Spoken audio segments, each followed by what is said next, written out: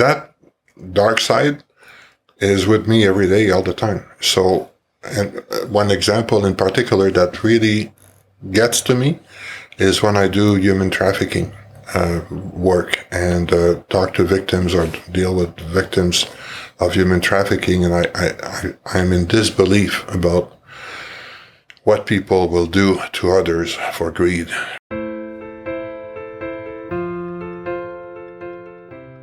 Would you mind introducing yourself, your name, your background, and the work you do? You have a cue card? I don't remember my name. No pressure. I'm Yvon Dandurand. I'm a criminologist. I'm a professor emeritus at the University of the Fraser Valley, and also a senior associate and fellow at the International Center for Criminal Law Reform and Criminal Justice Policy. Yes, and you just wrote a really interesting book. Can you introduce that, how it kind of came about, what the book is about, and some of the research findings? Okay, the book is not out yet. It's just about to come out. It's called Youth Crime Prevention and Sports. And that came about because about 3 years ago, the United Nations was following up on the World Congress and looked at different methods of crime prevention. And one of them that was being supported by Qatar during the Congress was sports. And people make all kinds of claims about sports good for social development, prevention of terrorism, peace building, crime prevention, all of those things. But very few of those claims are verified. So basically, the UN organized a meeting of experts in Bangkok about 3 years ago, and they asked me to prepare a discussion document to help people focus and to help facilitate the discussion. So we met for 3 or 4 days, I forget now, in Bangkok, and guess what? Everyone thought that there was potential, but no one really had any really evidence. The other thing that I noticed is that I knew that there's a lot of work done in what we called positive youth development. This is basically developmental psychology and positive youth development, or PYD, and sport is a whole area which criminologists really never consulted. So I was talking to my colleague John Haidt, and we decided that it was worth looking at that literature. And then we did a project in this province for the crime reduction, BC crime reduction program of the Ministry of Public Safety. And we dug deeper and deeper and talked to more people. And at some point we thought, well, there are things that can be done. Sports in itself, participation in sport is not going to prevent crime. Sometimes it does the exact opposite. However, sports is a good way to get the attention of youth, bring them somewhere, get their attention, do something with them, engage them in other things. Engagement in sport is not preventing crime, but if you bring the kids together, particularly those who might be at risk or be on the verge of getting in trouble, then you get a chance to do something else with them. So at some point, John and I said, we got a lot of stuff here that practitioners are not aware of. There are hundreds of millions of dollars spent, believe it or not, on sports and crime prevention. Millions in this province and all kinds of money everywhere. Olympic Committee, the big corporations, Adidas, name it. They all put money into sports and peace and sports and crime prevention. So we wrote this for practitioners mostly, but of course we needed to back it up with the research. So part of the book is, what is it that we really know about the impact of sport? And then what are some of the lessons learned in terms of making the most out of our investments in sports from the point of view of crime prevention? And I think you'd be interested to know that also, I think it's on November 26th, the ULV is organizing a forum on that topic, and it will be open to the public. So the day before, we have experts from across the country looking at our research and theirs and exchanging notes. And the next day, on the Saturday, we invite practitioners, crime prevention, police, anyone who's interested, to come to ULV and meet those researchers and get a sense of what they think they know or what they know about what works and how to make the best out of our investments. Interesting, because you think about like sending someone to your sports or whatever they're doing, and you don't really think about the negative influences that could be there. They could be introduced to a new bully or somebody who's using drugs, and then they're expanding their community, but not necessarily in the way you want them to. And so you have to be intentional about how it's set up. Is there tools that are recommended in the book and how people can try and make sure that it's a positive environment that's yielding more fruitful results than just, we set up a soccer team, we didn't really vet any of the people participating? How do you go about making sure you move in the right direction? You've touched upon many things. So the first one is make it safe for kids to participate. So vet the participant, vet the coaches and all this, because you've heard, like me, on the media, like there's a lot of abuses and bad stuff happening on kids, unsuspecting kids who think they're participating in sport and somehow they're being exploited. So make it safe, one. The second thing, you mentioned a really important word there, which is intentionality. If you mentioned intention, but intentionality is the concept that is being used. And that simply means if you're doing this to prevent crime, well, figure out how this is going to prevent crime. Kicking a ball around is not going to prevent crime. So what is it that you think is going to prevent crime? Is it acquiring new skills? Is it learning leadership? Is it meeting different friends? Is it staying off the street? Like, what is it, right? So, and be very intentional, like be clear about how you're going to use sports in order to prevent crime. Right. So that's the first lesson. The second one is people all say, well, they're going to develop self-confidence and they're going to develop leadership skills. Well, leadership skills can be used by a gang member, right? So having leadership skills does not ensure that you're using your leadership skill for the right reasons. Right. So what's the next thing? Other people say, and there's truth in that, there's evidence that when you practice sports, you learn skills. All kinds of skills, including working in a team, communicating, perseverance, all kinds of things. The big question for researchers is those skills that you learn in sports, are they transferable to other parts of your life? Right. I can give you an example. You can't succeed in sport unless you practice, unless you persevere, unless you deal with adversity and bad experience. Well, the same is true in school. Right? You need to persevere, you need to practice or study, all of those other things. Well, youth don't necessarily take the skills they have learned in sport and transfer them in school or transfer them at work or transfer them in their family. But they can if you help them. Right. So that's where some of the positive youth development research, the psychologists mostly, and kinesiologists and others develop is they develop programs, methodologies to help youth transfer the skills to other parts of their life. And they found, sorry, is another little secret, they found that it works better if the parents are also involved. Because, the coach is not going to go with you at home. He's not going to go with you in school, although some of the coaches are in school because it's school-based sports. But so basically you need to engage other people. Friends, family, big brother, parents, in making sure that what the children and youth learn in the sports is also transferred, practiced in other spheres of activities.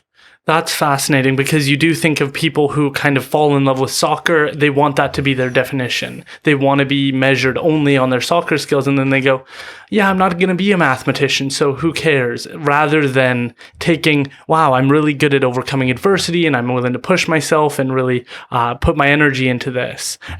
Maybe I'll take that and apply it to my math class. People don't do that because there is a huge differentiation between what's physical and what's mental. And the adversity you face when you run a really long time and you go, wow, like I ran way farther than I thought I could. It doesn't always transfer into, wow, I'm really stuck on this question in math class. But if I really focus and keep pushing just like I do in running, then I'll get the same result. Like people don't really do that. Yeah. Or ask for help, ask for advice. If you don't know how to do it, ask. But in sport, you can go and ask a teammate. You can go and ask a coach, right? And then you improve that way. You can find people who are good at it and try to imitate. All those things can be done at home, it can be done at school. Right?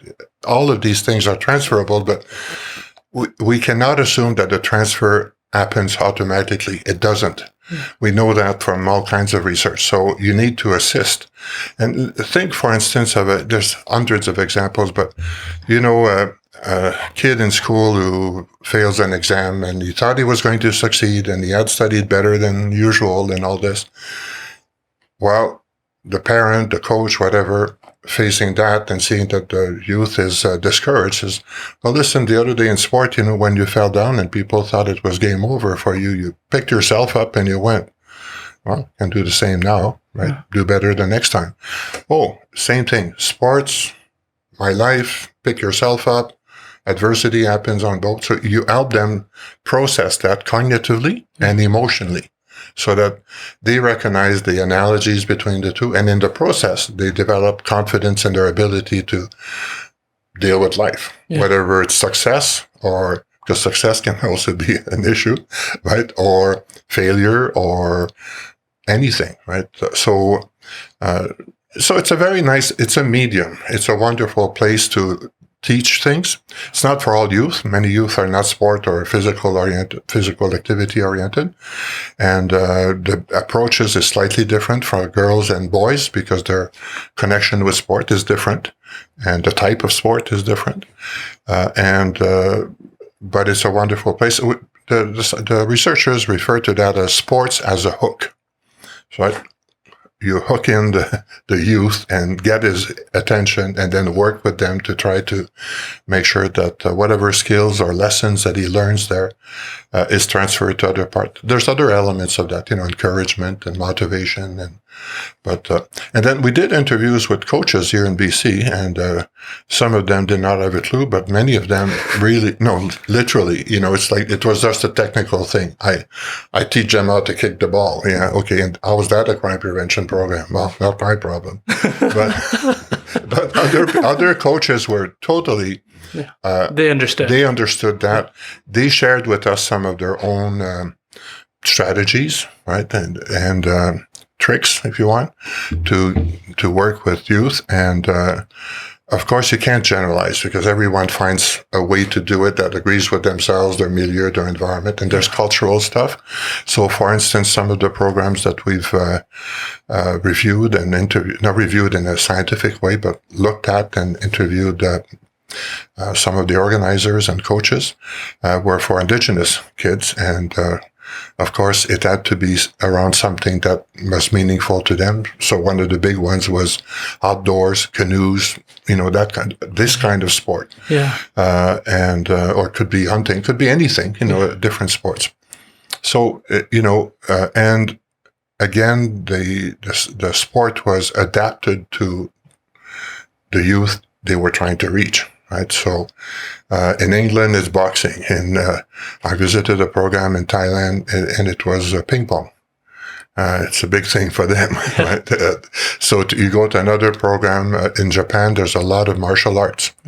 And sometimes you might be worried about teaching martial arts to youth who might have a violent disposition, but they see it as teaching discipline and teaching self-control and all of those other things. So the type of sport doesn't seem to matter a whole lot, but how you use the sport and how you work with the youth during their engagement is what matters. One of the most successful programs is in the Netherlands, and it's a basketball type of program.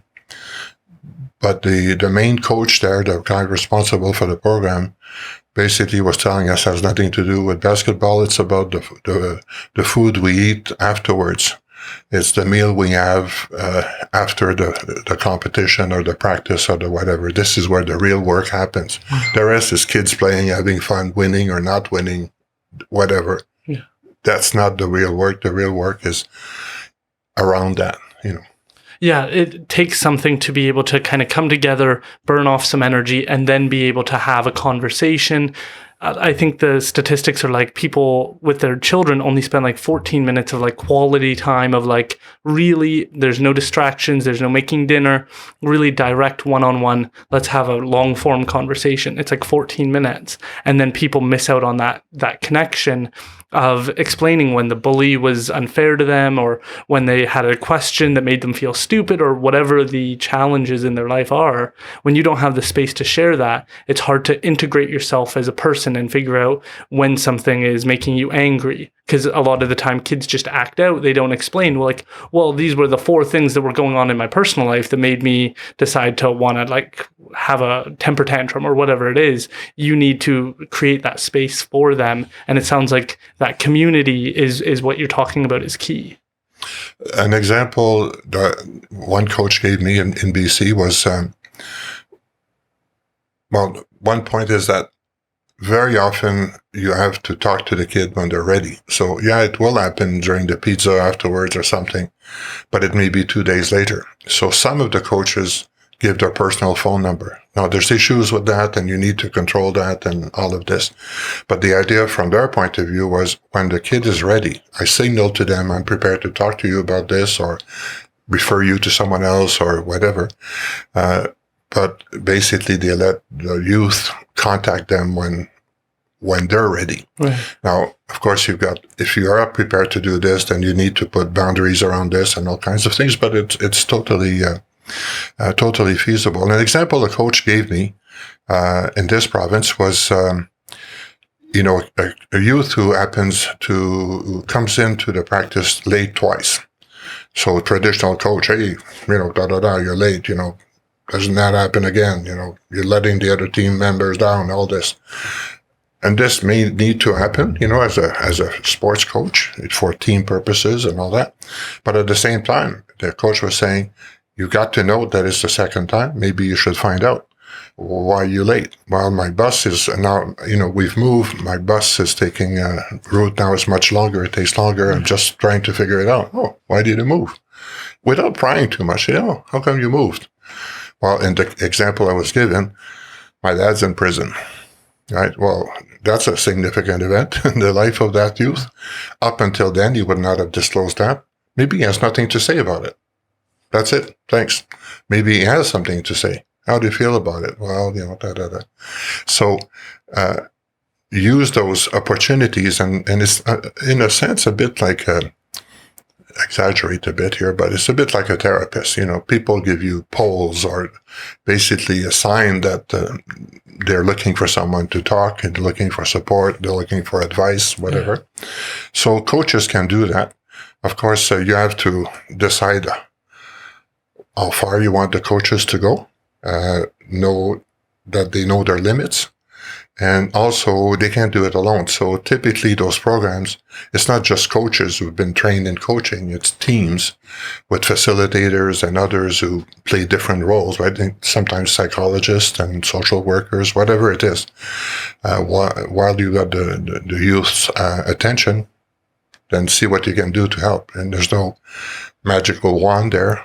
Each youth is different and you don't know in advance what problem they'll come up with. Yeah. Did it frustrate you at all to have some of the coaches not have that mindset of understanding what their role is? Because to a certain extent, we can say like, well, not everybody's going to know, and fair enough, but you have like this role in society. You're helping the next generation in whatever way you can. Take it seriously, like understand why you're there and the impact that you're having on these young people. Like this is something we should always try and be intentional about. We always talk about like, well, these are the next generation. And in Indigenous culture, we talk about thinking 7 generations ahead. So there's this important key element that you've kind of highlighted, which is like being intentional, being aware of the impact. Does it bug you? Does it just not surprise you because you deal with so many people from so many walks of life? When people go like, I'm just here to teach them to kick a ball. It's like, that's not the tools we're hoping that you instill in the person. No, I wouldn't say that is the part that frustrated me, because oftentimes those coaches don't know better. No one told them they're supposed to do crime prevention. They're recruited, to teach soccer or football or whatever, right? So they don't see that as part of their role, and they say, I didn't sign up for this. I say, well, you're in the program that was funded for crime prevention. I didn't know that. Yeah. The part that upsets me a little bit is that it's not a big upset, but the part that upsets me is a lot of those programs are not serious about crime prevention. They say it's crime prevention because there's crime prevention dollars to be had. So they put crime prevention label on the program, and this is it. If you said it's mental health, boom, we got a mental health program here. It's sports. Right. Now, so there's a lot of that, and in the extreme, I've seen an owner of a dairy manufacturer kind of thing, producing milk and other product, pushing the idea that part of the problem with youth crime is that they don't get proper nutrition at home, and having milk in the morning at school will prevent crime. And some politician buys that, and then next thing you know, they're selling milk. They're using crime prevention dollars to sell milk. I don't have a problem with giving milk to kids in school. Actually, maybe we should, because many kids do not have the right nutrition. I don't have problems with sport just for the benefit of sports. That's just go and have fun. I don't have a problem with any of those things, but it's when you begin to present them falsely as crime prevention initiatives. This is where we get our wires crossed, because most of the things you can do for crime prevention amount to doing the right thing for kids. Good schools, good teachers, parents who earn a living, involved, like all those things. You can't be against virtue, right? These are all wonderful things. All kids should have access to that. Yeah. Is that going to prevent crime? In itself, no, right? It's not sufficient to prevent crime. You got a lot of privileged people who went to law school, maybe Harvard Law School, and are in jail today for embezzlement and all kinds of very bad crimes, if it's not serial rape or whatever, right? So it's not that having all of those opportunities is going to prevent crime. So this is the part that I sometimes find a little upsetting. Not that much, because I understand human beings, and clearly, people are trying to support a sports program. They chase the money, so they'll call it whatever. The onus on that is more on the funders, so the people who dispense those funds. To be clear about what the programs are expected to do for that crime prevention money, to be more, let's say, intentional, as we've discussed, to measure the impact that they have, to be transparent about what they do, all of those things. So to me, that's the part that matters the more. I don't blame the coaches who say, no, I like sports, I like being with kids. I do it because sometimes here's what we got. Why are you a coach? I'm talking about not the professional coaches, right? They're community-based. Well, I love the sport, too old to practice it. One. Some coaches gave me a break when I was young. I want to do the same thing. I want to help others, kids. My son is playing football, so that's one way to be with my son. We share that. So basically, they get engaged for their own reasons. And if you engage them in a crime prevention program, well, you should have the honesty of telling them, one, and second, training them so that what they do contributes to crime prevention in addition to other benefits of sports. Because no one is challenging the idea that sports generally are good for your health and are good for your mental health. Now, there's exceptions to that because people get seriously damaged in sports physically and mentally and all of that. But, generally speaking, sports are good for you. Yeah, absolutely. I'm curious, there's a level of analysis you've brought, which is around the idea that there are limits we need to put on coaches. There are dangers. You, with your background in criminology, you're able to bring this heavy lens to things, which is, what if things go off the tracks? How bad can things get? And looking at the literature of how bad things have gotten in other circumstances. That's a heavy we like to live in a world of butterflies and rainbows and everything's treated fairly and people are going to generally do the right thing. But that when you talk about psychology's done the research on the benefits of sports, but they haven't brought that criminological lens. One side is making sure that there are supports and that things are intentional around making sure youth develop and have those skills transfer. But the other one is making sure that coaches don't cross lines. Mm-hmm. It's a heavy topic because when we think of in Chilliwack, we have priests or pastors who've crossed lines. This is our most vulnerable population, and it is something where it's an awkward topic for so many to think about. How do we put the safeguards in place to prevent things going the wrong direction? Is that heavy? Is that an aspect of the book that is difficult to write? Or is there a certain level of pragmatism that you're able to bring to it where it's not as heavy? Because it's a dark thought to think of the abuses that took place maybe at Indian Residential School, as an example, that impact people for the rest of their lives. And so as good as something can be, we take on a certain amount of societal risk, and the children don't get a vote. And so we need to be intentional and careful and thoughtful on how we do these things. I'm just interested in what it's like to bring that criminological lens to things. Well, I think John and I, when we were writing this, were pragmatists in a sense, but also we wanted to be helpful, right? Not just criticize, oh, this goes wrong, that goes wrong, this makes no sense. It's easy to do that. And what we wanted to do is say, yeah, there's lots of issues with sports used for crime prevention, but how can we contribute to making the most out of it? And some of it, as I said, it starts with making it safe, right, for the youth to participate. And by safety, I don't mean just safety against bad guys. It's also physically safe, transportation safe. You hear from time to time, kids who die in a bus accident because the team is moving them in a old bus that should not be on the road, all of those other things. So safe, I mean, in the larger sense of the word. So we tried to be as positive as we can be because our goal is to help people who are involved in that area, not to make them feel bad about what they're doing. Now, I don't think it's that heavy because if you think of it, yeah, there's a heavy past. But if you think of it, we've made progress. Same thing with teachers, right? We select teachers. We make sure that certain people cannot teach. We have control over what they do. Not perfect, but we're doing this. Sports has been a little slow in following this. And I don't have to tell you about the scandals. There's all kinds of scandals all the time here and in the US and in Europe, around gymnasts, football players, Hockey Canada, right? So the other aspect of that is that there's a lot of money involved in sports, which means that there's a lot of cover-up.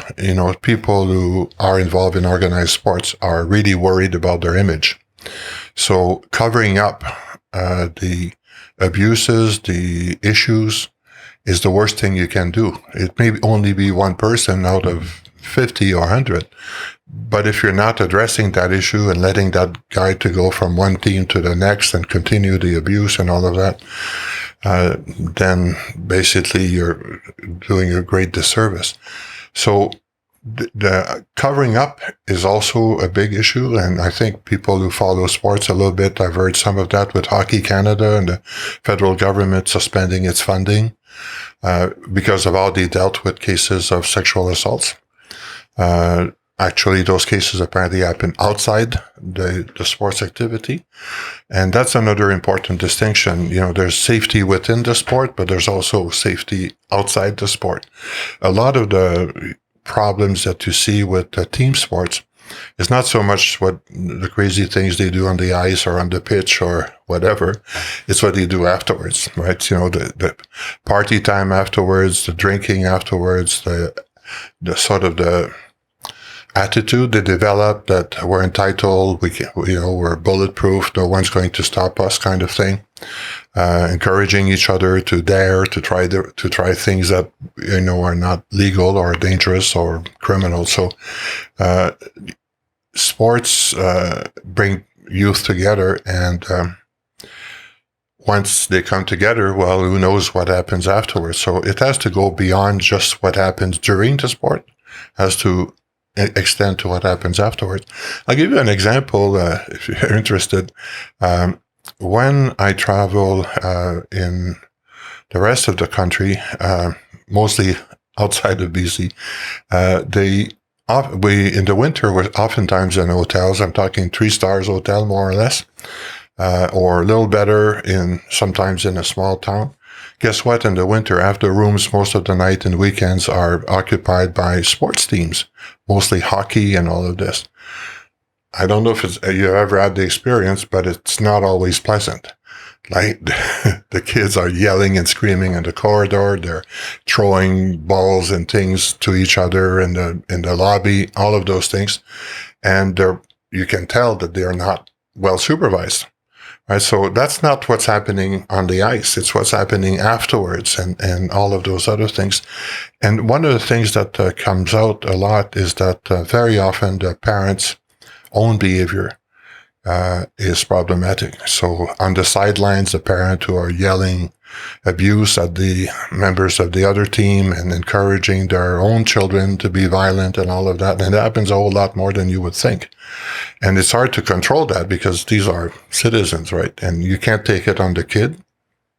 It's not his fault. It is the boy's fault if the father is going to be abusive or,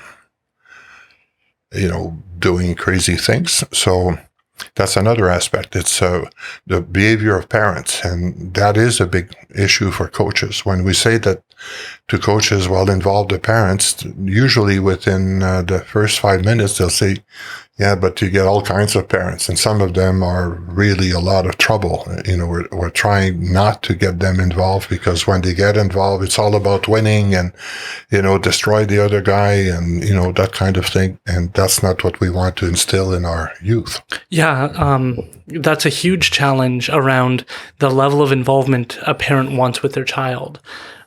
My partner, Rebecca, talks about how her mom specifically she didn't attend games. She'd show up to drop off and pick up and wouldn't really understand the games, wasn't interested. And so there was a feeling of disconnect after you're done your game, that you're sitting in the car kind of going, okay, like, are you curious? Are you wondering what happened? And then that parent misses out and maybe something terrible could have happened and you haven't created that space for them to talk. And then there's a helicopter parent that's way too involved, trying to live vicariously through their child. It's a common TV trope to have the parent way too involved and then somebody try and teach them, hey, this kid maybe isn't even interested in soccer, yet you're forcing them into this because you loved soccer and you wish you were a soccer player and you never took that path. And so you get this kind of vast experience. Is it better that we kind of put some light on that and have the parents kind of show, oh, this parent didn't show up? Because to Rebecca's benefit, she had somebody in her life who did get involved and a coach who was kind of like, hey, let's do everything together then at school and let's get involved in all the sports. And then you don't have to kind of wait around for your mom to pay attention to you. You can just go have fun. Does that shedding light help, or does it just depend? Well, it's hard to generalize clearly, but one way, not all parents have the luxury of accompanying their children in sport. They're hardworking and don't have time, can't take time off from work, all those things.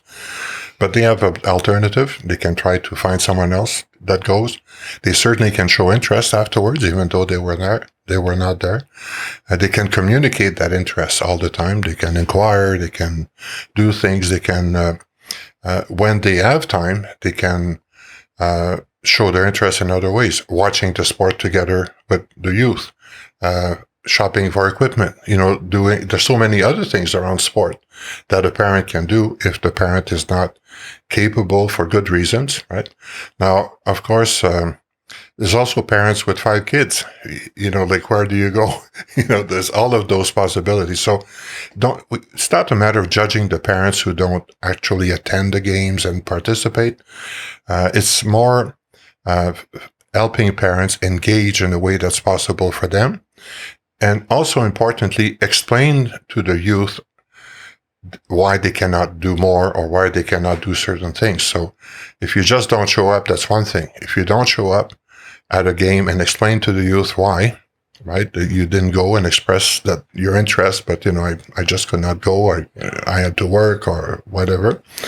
That's a different impact. But if you simply show disinterest, don't even know the name of the team that your son is playing in or your daughter is playing in, well, obviously it has impact, right? Now, it's a different thing also. Coaches have to negotiate the next part, which is when those kids become adolescent, they don't want their dad or their mom to hold their hand when they go in to a game, right? So it's a different kind of thing. Sometimes for those youth, that's a safe place away from parents. Yeah. So coaches have to be able to negotiate all those things, and you can trust them to do their best. Many of them are parents themselves, obviously, and have learned as parents, what matters. But you certainly can equip them to make the best possible decisions, and you can't teach them everything that they need to know because you don't know what situation they will encounter. Yeah. As a parent, do you think it's a challenge because you want to expose your child to stress and challenge and adversity for their benefit, so they grow character and strength and a sense of confidence, but it's often the challenge that parents have, which is they want to have their children have an easier life than they did and remove challenge and adversity in certain regards. Often, like parents who have immigrated from a difficult country, they want their children to have all the opportunities and none of the suffering or challenge or the stress they went through. Yet there's something to be said for being like forged in fire, and that a lot of people benefit from that kind of adversity. Yet you don't want too much and you don't want too little. Do you think that's a challenge, and sports kind of helps us mediate that? It's a challenge in all parts of life, schools, whatever. Finding the right balance between being there for your child and letting him walk on his own or her own. What you can do in sports, and it's not done often, but I have seen it done a couple of times, is have a discussion with parents, either individually or as a group, right at the beginning. What is this about? What's your role? Right? And there's some younger teams where they even have a brochure, right? This is your role. The coach is that. This is where with whom you communicate. Is there issues? Don't forget to encourage your child. Don't, a few tips and all that.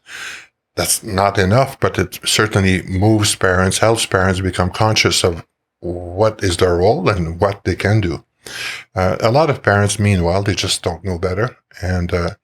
But a lot of parents know better, they just can't do it, and you can't be too harsh on them, because a lot of parents, particularly when you're talking about children and youth who come from disadvantaged environments, you mentioned immigrants earlier, whatever, it doesn't matter why you're disadvantaged or living in a difficult situation. The parents rarely have the freedom and the means to do a whole lot with their kids afterwards, right? So I think it's more a matter of doing as much as they can and giving them tips. Most of them respond well. I found that, maybe we'll talk about that later, but a lot of people are discouraged when they talk about changing police behavior. And, I've worked with police around the world, and usually my experience, of course, you have to exclude blatant corruption and all that, but usually my experience, if you show them a better way of doing things, they'll take it, they'll do it, right? There might be exceptions to that because, of course, if they're corrupt, they don't care how well they do their job. Yeah. But if it's a matter of not knowing better, it's a matter of having done it always in a certain way, or working in an environment where the pressure is to keep doing things in a certain way, even though that way is not good. So I take the more positive view as show people how they can, try to show them how they can improve it, and then trust them to do as much as they can. It doesn't always work, but it seems to me that that's the best way I can try to help. I'm going to go around the world telling police officers how to do their job. Guess what kind of reception I'm going to get? Yeah, it has to be an open dialogue.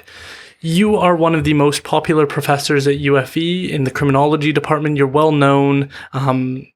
I admire you greatly. A lot of your students, Mark Lalonde, Darryl Plecas, all speak very highly of you and the impact you've made.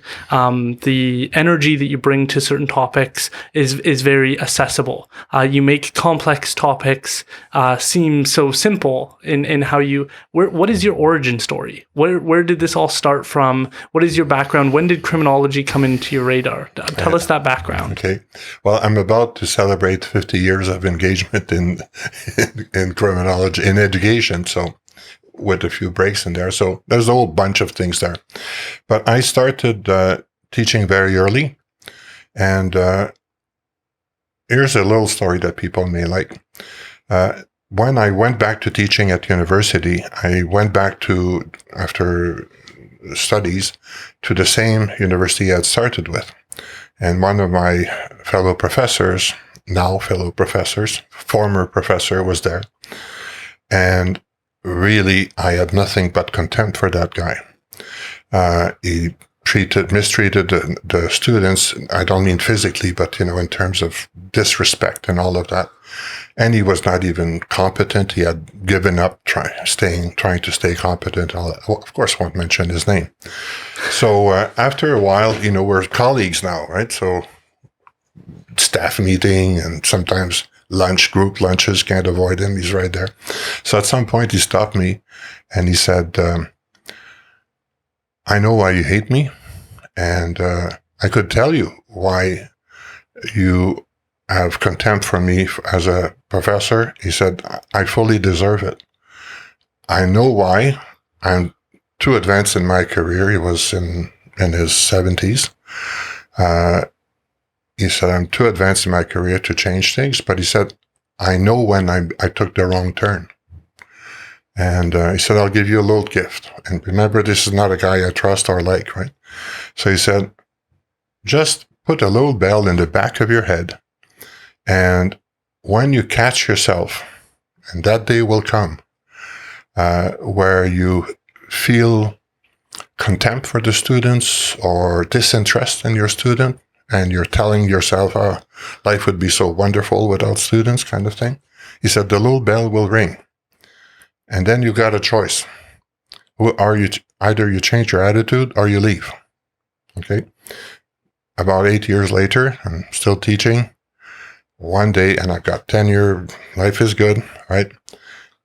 The bell rings because I catch myself thinking, effing students, So right that minute, I left. I put all my books in the corridor with a sign on it, please help yourself. And I left the university, put a letter of resignation in the mailbox, the physical thing at the time, no email, right?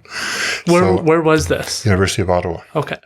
So I thought, okay, I'm not going to change. I don't know how to change, but I'm not going to impose that on students, right? I'm not going to be like that guy. Right. So I left. Several years later, I rediscovered my interest in teaching. I rediscovered why I wanted to be with students, why I thought I could make a difference in their lives. And then I came back.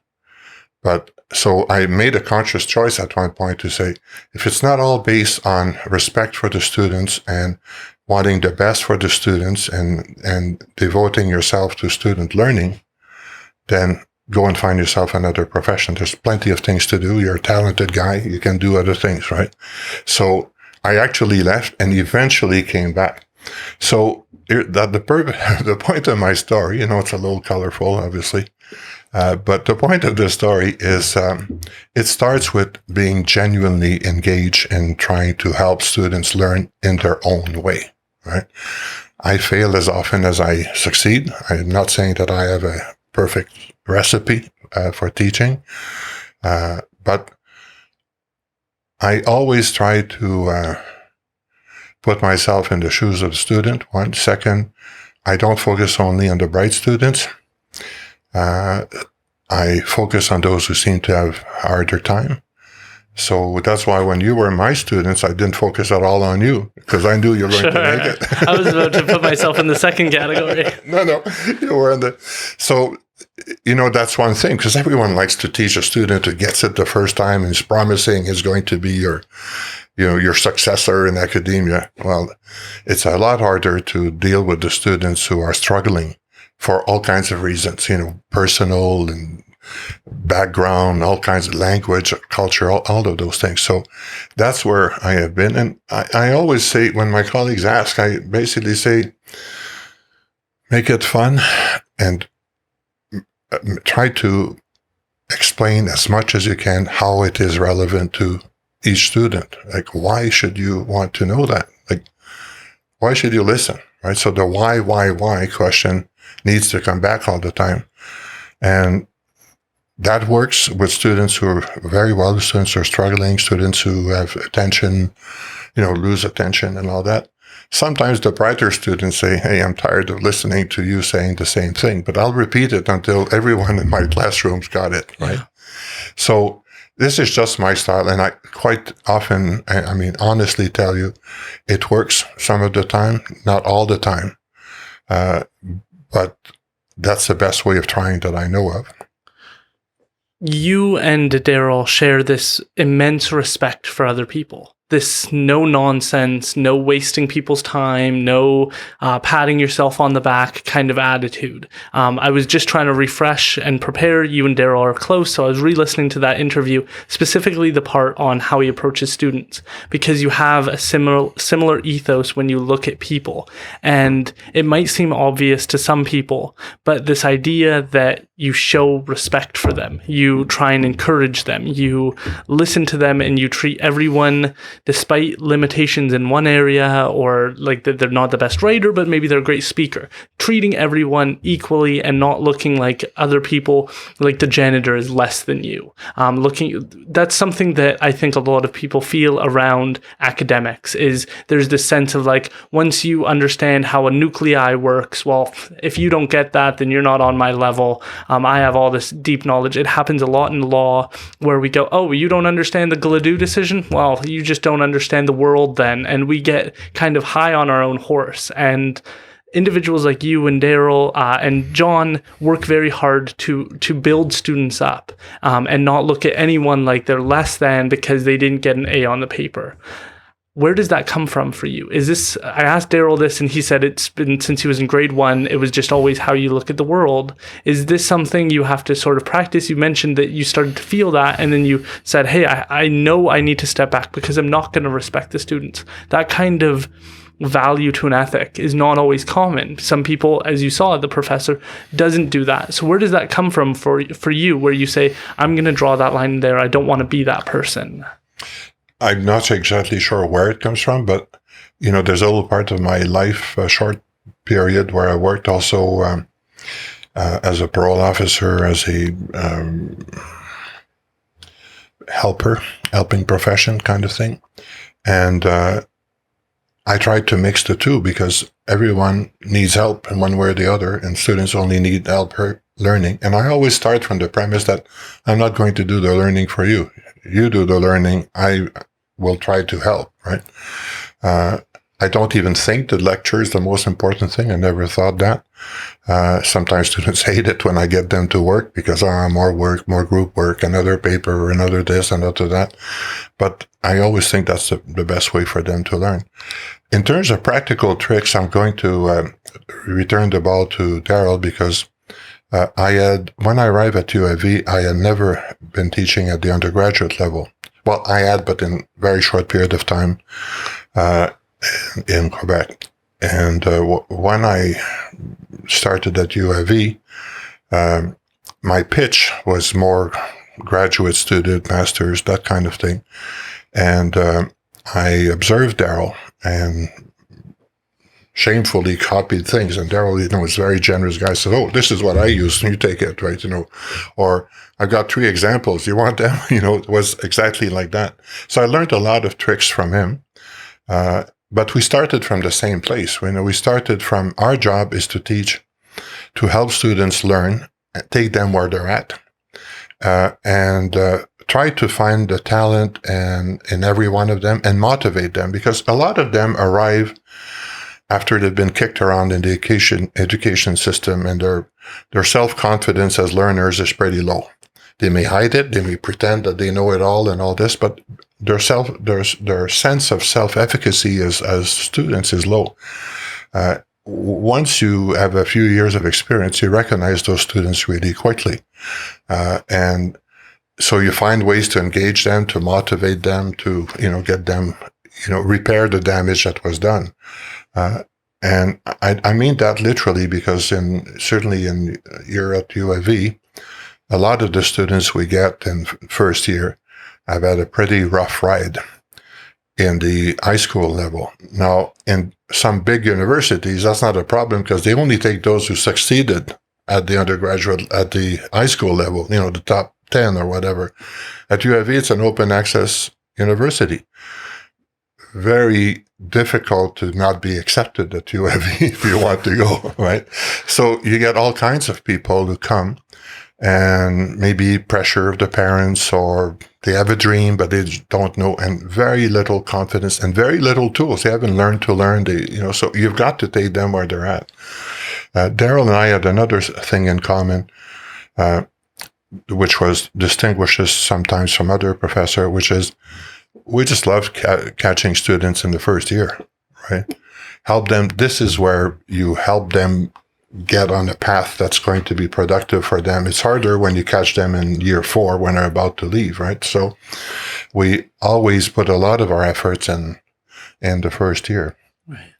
That is so interesting, because when you describe that student who had a terrible high school experience, one of the things I try and highlight is I was not succeeding in high school. I had one teacher who accused in a parent-teacher conference thing of me having narcissistic personality disorder to my mom, saying that I was on a bad track, just a lot of barriers, in middle school, a lot of teachers saying I wasn't going to graduate. And so my whole experience in high school and middle school was, I am not intelligent. I need to pretend that I know something, or I'm not going to survive this. And so entering that first year at UFE was very much I am going to pretend I know what everybody's talking about, and nod my head and agree, and say sassy comments where I can, to kind of hide the fact that I don't know, that I don't have all the answers, that this is all very new. The idea of actually studying and doing my homework was the first time I had really done that was in university, with tests that were coming up and going I'm literally going to fail this test if I do not study. I do not know anything about this. And so recognizing that students are coming from different places at UFE is so fascinating, because I identify with the person you described, which was pretending to know things, not really knowing what's going on. And it's individuals like yourself, Darryl, and John that really pushed me to say okay, it doesn't matter if you don't know, just figure out where you're at and then move forward from there. And then you see individuals blossom. But your approach is so encouraging. It seems like it always has been, at least from everybody I've spoken to, which is you're always calling your students bright and intelligent and supporting them when they do something. And for me personally, I remember not even thinking I could ever do a research project. And you were like, hey, why don't we do some preliminary research into First Nations court? That was a huge, I couldn't do that. I'm not that person. Other people, the hardworking, diligent students, that's their thing. I just get by on the test and then skirt out of here. And so what is that like to see people in their first year completely kind of in a container of self-doubt, and you can kind of see where they're pretending to know things and acting like a know-it-all, but they're not, and then see them sort of flourish over time? Because it even sounds like you did that with Mark. Well, I won't mention other people, but the way I feel is very proud. I'm very proud of the students who succeed. And I'm even prouder of those who had to conquer more difficult obstacles. And there have been many of those. And the obstacles are different for everyone, So I'm proud of them. I am in touch with many, many students that I've had. Mostly they're in touch with me, but nevertheless, I'm still interested in what they do if they care to tell me. So I'm proud of them, and it's a personal pride as well, because it gives me a sense of accomplishment. I didn't waste all my time with them, right? I got a paycheck, but on top of the paycheck, guess what? I had an impact. Now, when I interview students, we used to have a system in criminology where we interview every student to apply to come into criminology. And guess what? One of the first questions was, why do you join criminology? What do you want to do? Right? And invariably, 9 out of 10 students would say, I want to be of service. I want to have an impact. I want my life to matter, right? Well, I'm not like them, right? And how is my life mattering? Well, if I decide to teach, it better matter in the way I teach. If I decide to go and dig holes, it better matter in the way I dig holes, right? To me, it doesn't matter whether you decide to teach or do something else. And as you know, a lot of my work is not teaching. It's research, it's helping develop law reform, it's evaluating programs, it's assisting countries in improving the justice system. So very practical work outside.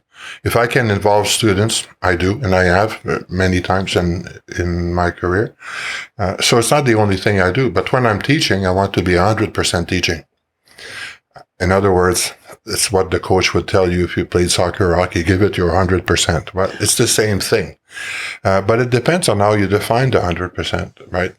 So people have different views of what their role is in education. And for me, it's the issue of, it's not an issue. The goal is help everyone succeed if they can. To give you an example, sometimes administrators, and university administrators, ask questions when your class average is too high. Like, oh my God, you got 80% of your students who got an A or an A minus or something. How is that possible? Right, it's not possible. You should have a bell curve, Well, that's absolute bullshit. That's not true. If you put in the time, and if you have enough time and if the students are motivated, you can make sure that they all get an A, right? To me, the goal is you all get an A. You'll earn it. I'm not giving it to you, but if you want to earn it, I will work with you for as long as it takes. And most students say, I don't want an A. I just want to, feel that I've done something with that essay or I got a B or something. But for me, it has always been, make it possible for everyone to succeed. And I fought administration saying, no, every one of my students, you want to check my marking. They all have earned an A or an A minus or a B plus or whatever the issue was. Because the idea is, if you work with the students, even those who are not particularly gifted or start from way back there, they have baggage or whatever, if you work with them long enough, they'll succeed. They will succeed. There's no reason why they should not. It's not as if what we're teaching is rocket science, right? It's fairly simple. And everyone can find a way to be brilliant in doing it, their own way of being brilliant in doing it. Does administrative overload concern you at all? It seems like it's a growing conversation, particularly in the US, but the feeling that we have so many sessional instructors and not professors, and that there are great educators that I met in UFE, and they were like, well, if they renew my contract, and it's like, you are exactly what this place needs, but they're not willing to give you that long-term commitment. And a lot of the kind of argument for it is often the growing size of administrations.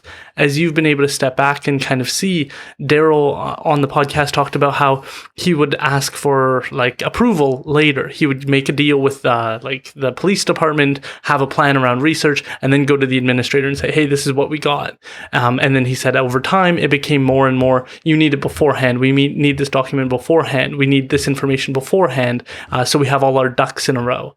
And of course, there's a place for policy. As someone who writes a lot of policy and helps advise on policy, you recognize the importance, but it seems like we're in this dangerous time where we could end up pushing our universities to be more based on the administrators who are getting mad at you rather than the professors who are building up our future leaders, our future politicians, our future lawyers, our future everybody who's going to play a meaningful role in society, that we could end up pushing out the people who are going to inspire them.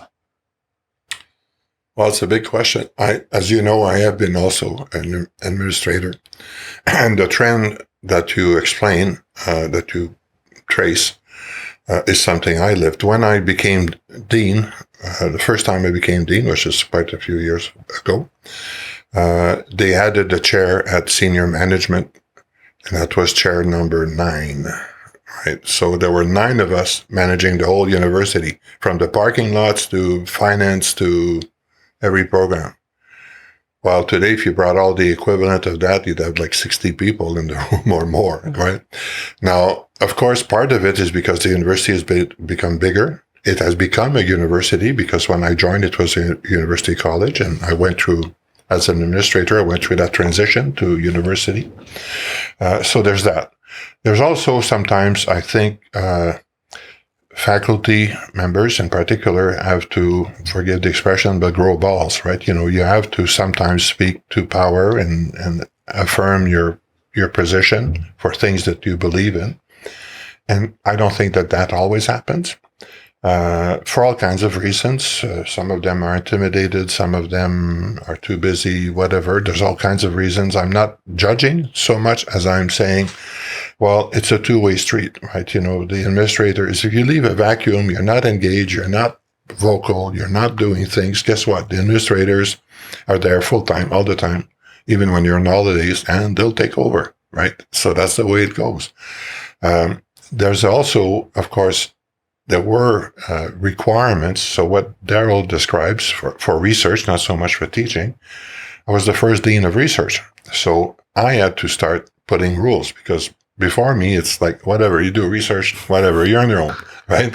Good luck, So all of a sudden, we put funding. We gave course releases. We developed policies. We developed formal policies for research ethics. Not that the researchers were not conducting research ethically, but you have to have a formal process to qualify for funding and to train people and all of those things. So that added a burden. And sometimes, and I tried to keep the burden as little as possible. And sometimes I would have pretty tough conversation with Darryl, or people like Darryl, who say, oh, well, I used to be able to do that. Yeah, well, you can't do that now. Look, there's a broader picture, right? And when you do this, or when your colleague, another colleague does that, and it goes south, guess what? We're all in trouble, right? So some level of bureaucratization needed to happen. And in research, I was part of that at the beginning, but I was trying to tread lightly all the time. Don't do more than I need to do. Don't be overzealous putting new rules and policies and all this. Just make sure that we have a structure and a process and funds, so that we support good research. And my other commitment, which was abandoned with time, unfortunately, was, if your research doesn't involve students, I'm not supporting you. And I'd say that to all faculty members. You want support, you want a release, tell me, how is that engaging students? We're primarily a teaching university. I know when you were somewhere else, it was another world. At UFV, we're primarily teaching. So one of the main reasons for doing research, in addition to advancing knowledge and all of that, is to create opportunities for students to get engaged in research and learn through that mechanism, right? So that was my style at the time. Of course, at some point I had to leave. I could have stayed, but I spent 10 years in that position. So at some point I left, and then it bureaucratized much faster from that point on. I'm not blaming, again, anyone. I'm sure they have their own reasons, but the bureaucratization of research and the bureaucratization of teaching has discouraged a lot of people from doing the kind of research which I thought was more important, community engagement type of research, research that involves students, practical research that advance the fields that we work in. So it's easier for professions like criminology, social work, psychology, because there's always a practical side. Yeah. It's harder when you're dealing with nuclear physics, but even then there are possibilities, right, to engage students. So the vision changed, and that was predictable. I could I tried to manage that process. And then after that, well, other people took over. And I'm not saying it's bad, but it's part of what Darryl was describing, that at some point it becomes so complicated that, it's not worth the effort. You say, look, why am I doing this? No personal advantage in fighting City Hall, so to speak, right? Yeah. So I turned down a Social Science Research Council grant for a study that, a grant that was given to myself and 2 faculty members at SFU. And we were doing the study together. So when we went to our research ethics, that's the way that you go to the research ethics board, you produce your research plan and they authorize it and all that. You get a certificate.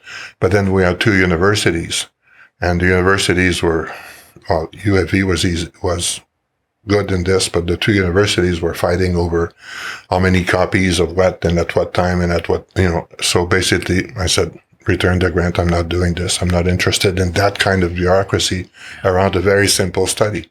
And the study was, interestingly enough, the study was a replication of a study I'd done 20 years ago. So when I did it 20 years ago, it was like a breeze. You do that, no big issue, no ethical issues.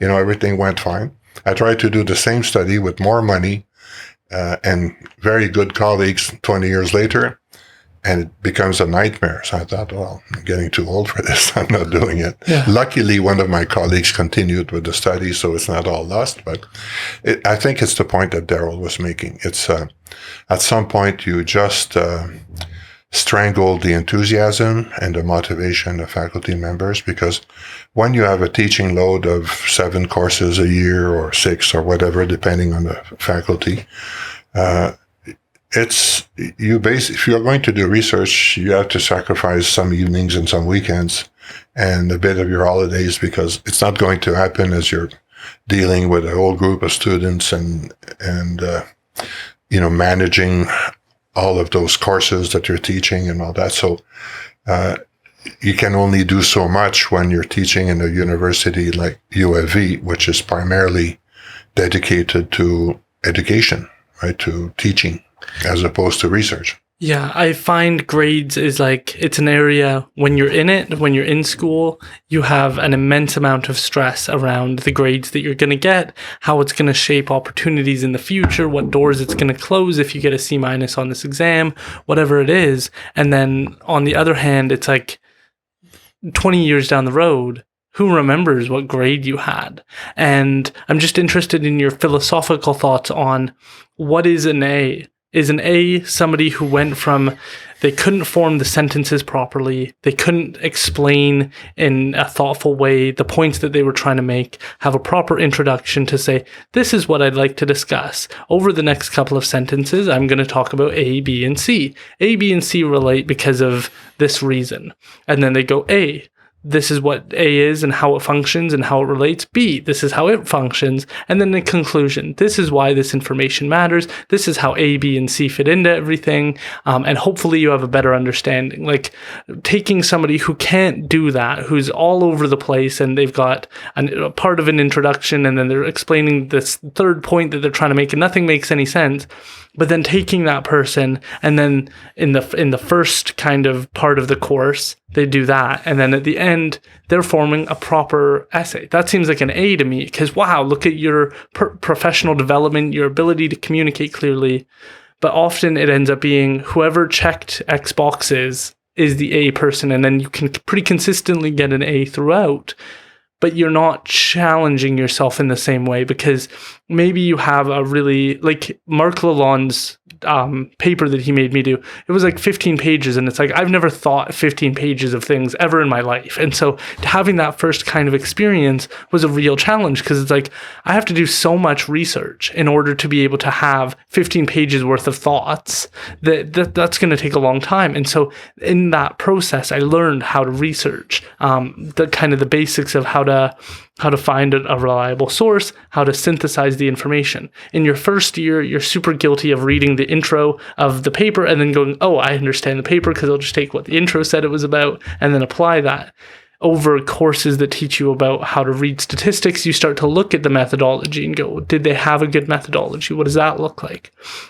And so I'm just interested in your thoughts on what progress is. What is an A? Because so many people think of an A as, I checked all the professor's boxes. But if your personal improvement takes you from an incoherent paper to a coherent paper, that seems like an A. And it seems like we don't talk about that enough. Wow. Hard to unpack all of that. You've got good stuff there. But one of them is, this is not about learning how to write papers. If you're in criminology, I'm trying to prepare you for functioning out there as a professional. Writing papers is only part of it. That's one. Second, whether you get an A or a B is not totally, in my view, whether you write according to some fixed standards. Of course, it has to be logical and supported by evidence and that kind of thing, some basic things. But there's different ways to do this. And when you've published, like I have, there's 25 ways to present these things, and the formal essay is just one way, right? Now, not all students click on the formal essay and the logic of the presentation. For me, the A is different depending on the course and depending on their learning objectives. So I bring everything back to what are the learning outcomes that I'm helping the student achieve. So if my learning outcome is the student will understand that there are different solutions to problem A, right? I'm going to mark to figure out, have you figured out that there's different solutions? Or are you trying to convince me there's only one, right? Now, if you're telling me about 3 solutions, can you explain them to me? Do you really understand how they're different from each other? Oh. Can you also go to the next step and tell me why, on base of whatever evidence you have, these one of those options or what solutions is better than the others, and why? And what basis do you tell me that? Because that's my learning outcome. In the end, if you do that you're not perfect with the APA style, well, I may take you a few marks off. And if you don't have the perfect structure, well, that's okay. I'm willing to forgive you. But I'm going to check you on, this is what you were supposed to achieve, right? Did you achieve it through your paper or not, right? So that's, to me, the most important thing. Sometimes students, some of the brightest students who first year, they figured out an essay, boom, they can put an essay together in no time flat, right? And then you say, no, this is not about how great your little essay is and how many quotes you have and all of this. No, I want to know whether you figured that out. I'm measuring you on your thinking, right?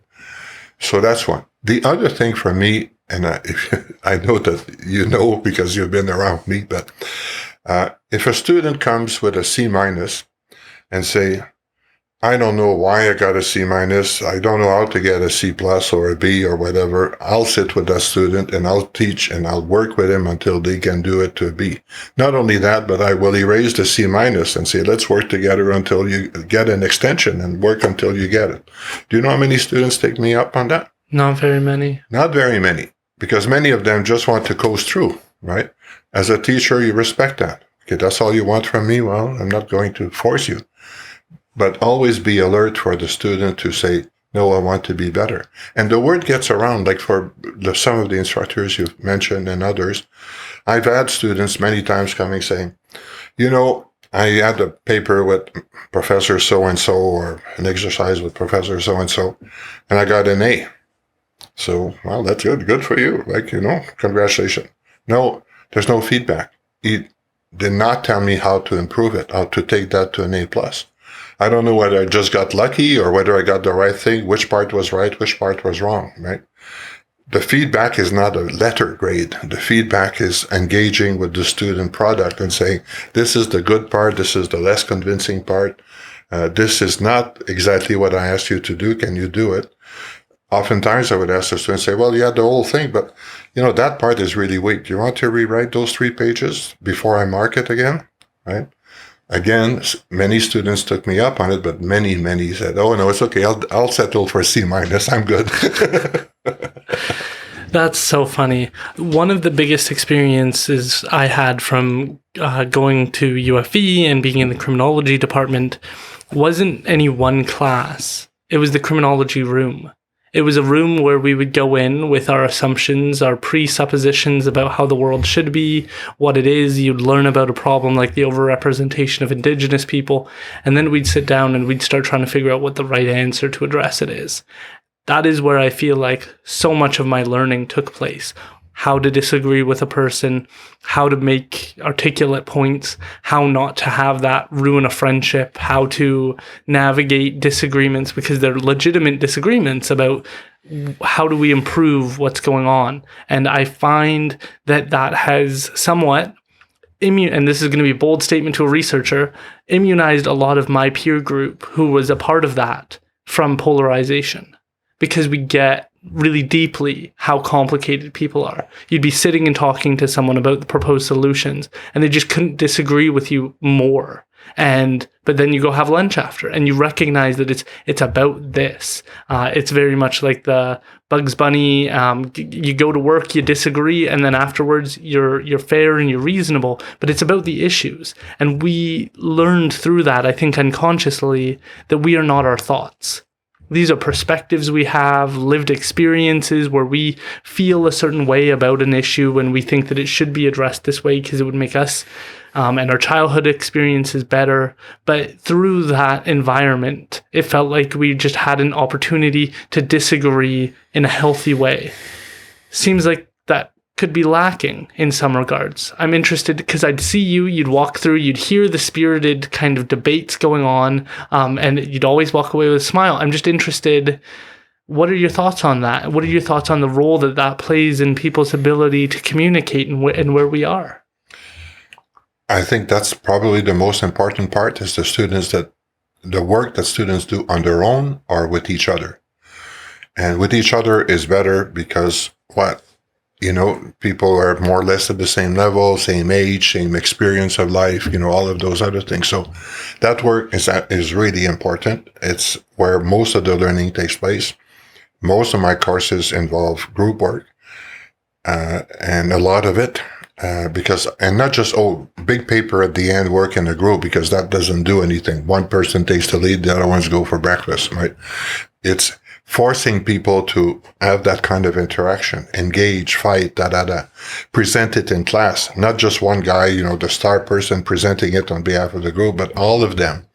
And then pointing out to them sometimes that, you're not saying the same thing. Did you not discuss that? Right? That kind of thing. So the learning in groups is amazing.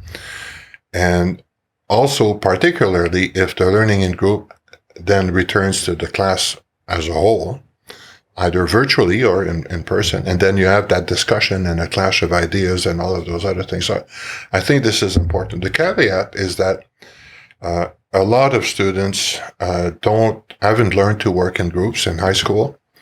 And of course, it's an age group that can be awkward in terms of connecting with other youth, and there's other subtext happening there in the classroom in that age group, right? So a lot of students resist working in groups and hate it. I know students who told me afterwards, I didn't take that class with you because I knew that you were going to force us to work in group or to present. The other nightmare is you're going to force us to present my ideas in class. Well, I'm not comfortable doing that, right? So, and I'll joke, but it's true. One day we explained to the class, but I actually held the student by the hand as she was presenting. Yeah. And I said, okay, I'm going to be in front between you and the class. Look at me as you present.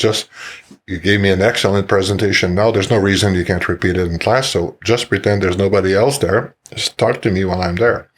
That was extreme, right? But many, many students have this difficulty working in groups. Their experience has not been so good. They lack the self-confidence. They know that there's some superstar in the group that will take over. All of those things that you will deal with in your life, in your professional life. Yeah. So it's important for them to break those walls, right, and learn how to do it. And you cannot be complacent. You can't just listen to them and say, no, you don't want to present, that's okay, do something else. No, just you have to challenge them to do it and accompany them as they do it, right? Now say, oh, why don't you jump from the 9-meter high jump? No, let's start from the side of the swimming pool first, and then we go how far we go. So again, it's accompanying the students, but I say those two things as it's a bit of a caveat. You can't really force. You can't take the horse to the lake, you can't force it to drink. So a lot of students are not yet at the point where group work works for them, teamwork, that kind of things. And presentation before a class, even writing. Some of them still write painfully. They don't like to share their written text.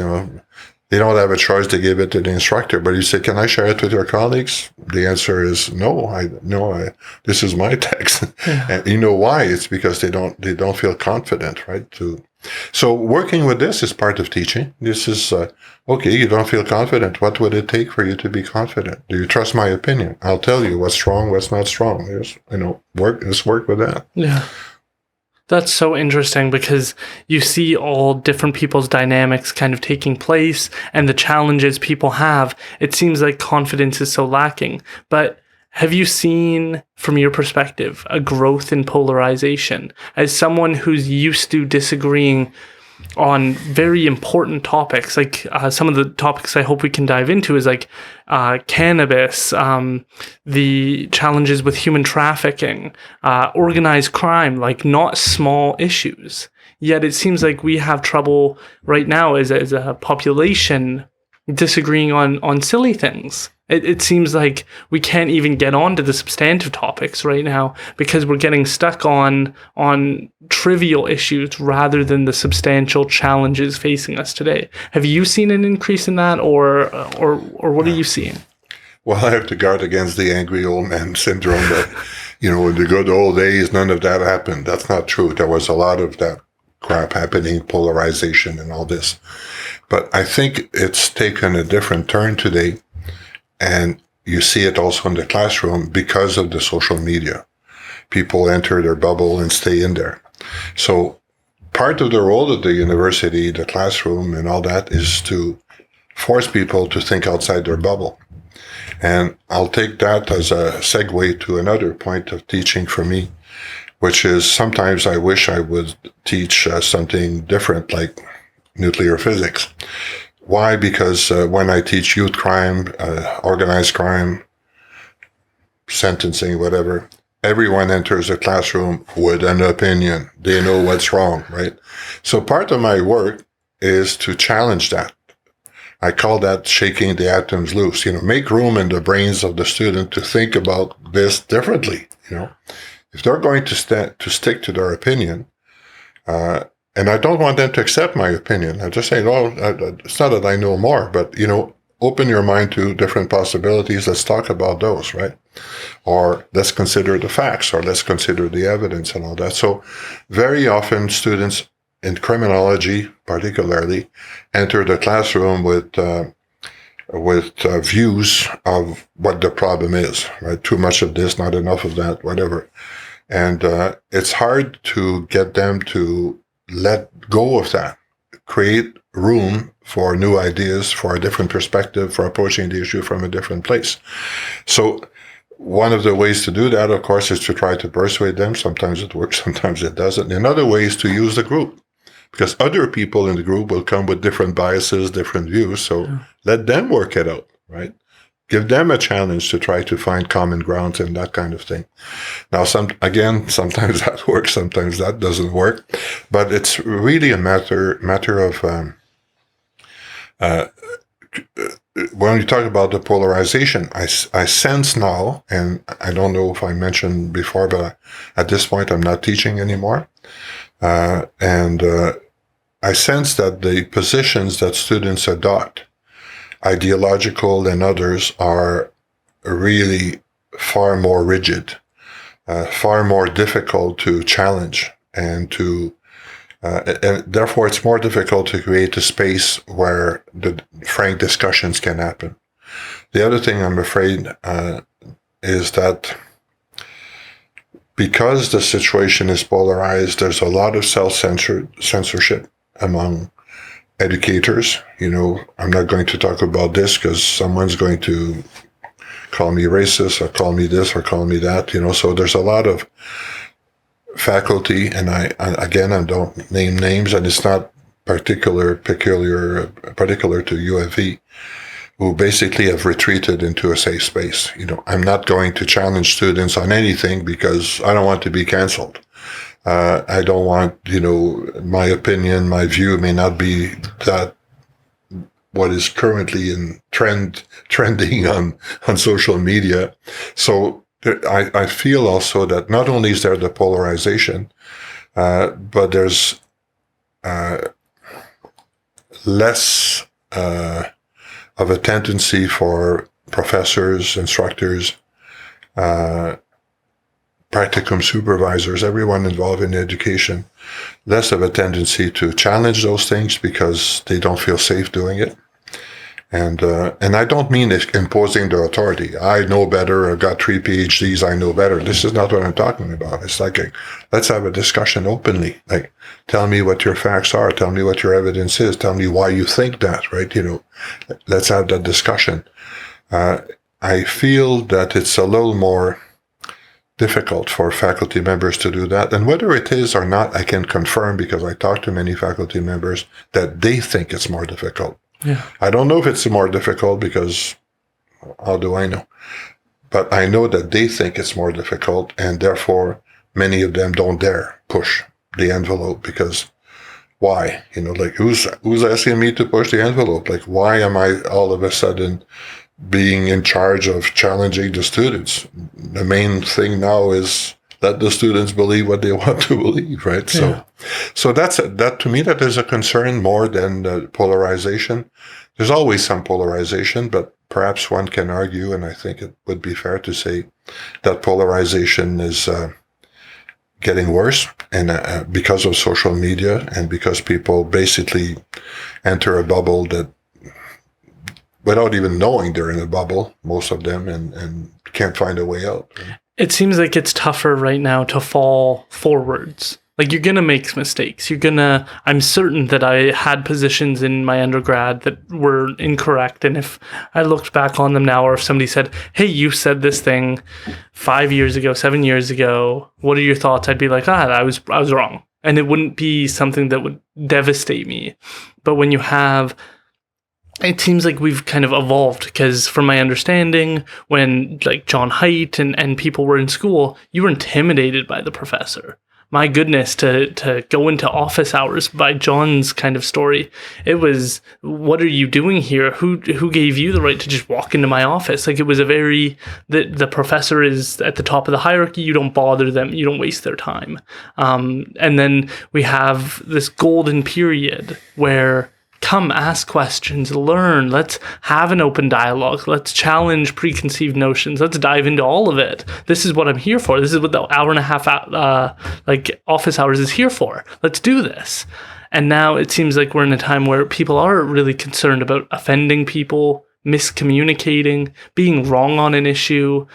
One of the best moments between you and I, and this goes to like an issue that could be perceived as political, is the overrepresentation of Indigenous people. Because when I brought you my paper, I was like, it doesn't seem like the culture in my peer group was very much like, they're overrepresented. Well, we should just release them so they represent their exact amount. And when I brought this to you, I was like, but it's violent crimes. It's not petty crimes. It's not they stole a candy bar. It's that they absolutely abused someone to the point where like their face was unrecognizable. Like, this is a problem. You don't want this person just walking down the road. What would that do to the victim? And you were like, yeah, this is a problem. Like, there's not a correct answer right now that we can just use to fix the problem. And so, but within the peer group, it was like, no, we should just release them. And this information, when I brought it forward, was very uncomfortable, because it's like, well, then what do we do? How do we fix it? And there is a guilt I think a lot of people feel right now who are outside of the Indigenous community, who want better. They want this not to be a problem anymore in the best sense. They're empathetic, they understand, and they want to see change. And it's like, the change in regards to like Indigenous people in the criminal justice system is going to take years to address, if we're going to re-educate a community, help them have the tools to do better and not commit these crimes. As a Native court worker, I work with people who have sexual interference with minors, serious crimes, and domestic assaults against their wife. Like, these are not the crimes that I'm dealing with are not simple. They're not easy to resolve. They're not going to be fixed by just having them leave that day, because they're going to be charged with it again if we don't address the underlying factors which brings life to Gallaudet. But it's a complex problem with water, and I feel comfortable. I don't know if I'd feel comfortable talking about this if I wasn't Indigenous, but the water problem around Indigenous communities. Some Indigenous communities don't have clean water. One of the challenges is around being able to have clean water plants run by the community.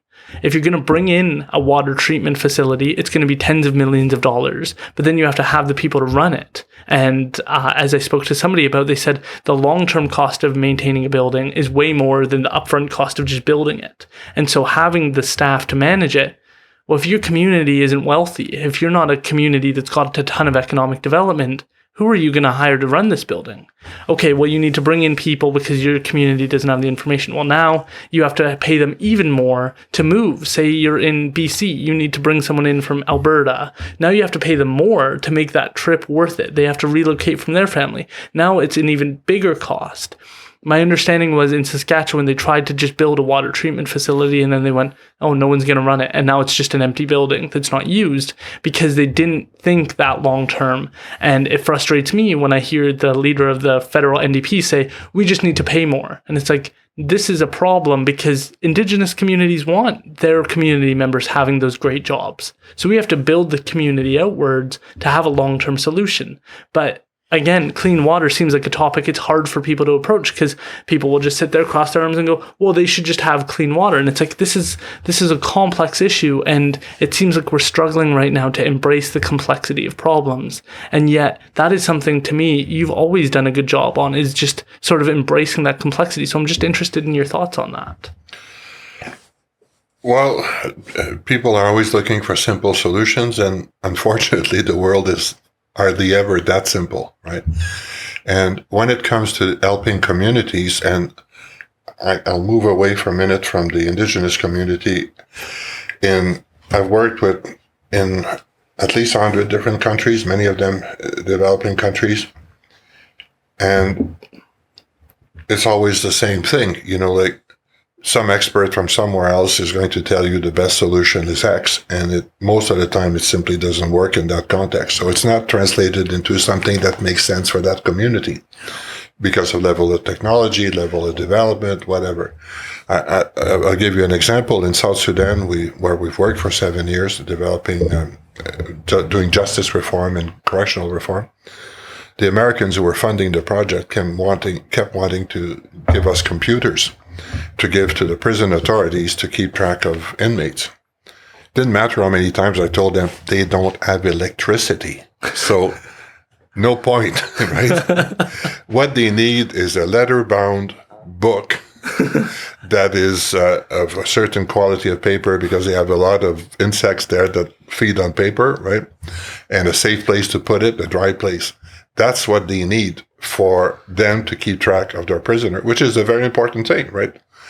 Including end of sentence. Some inmates were not being released because people lost track of when it was they were supposed to be released, literally, right? So don't give me a computer. Well, we'll give you a generator to do the computers. Yeah, and where do they get the gas for the, like it goes on and on, right? Don't give them something they don't need. A solution that is almost perfect doesn't work there. Another example of this, I know I'm going away from your water thing, but similar kind of things that people think that the solutions can be parachuted from elsewhere. So we're working in some Caribbean countries, and they were developing safe houses for battered women and women who were in a trust situation with domestically or otherwise. Some of them have been trafficked. So in Canada, what you try to do, in the US, is you try to find a place that no one knows about and you hide them somewhere, right, for a short period of time, and that becomes a safe place.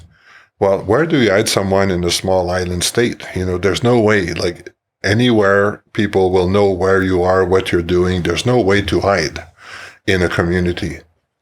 What was the solution they found? Build it right next to the police station with an adjoining wall if you can, right? And then you say to the cops, you make sure that no one gets in there, right?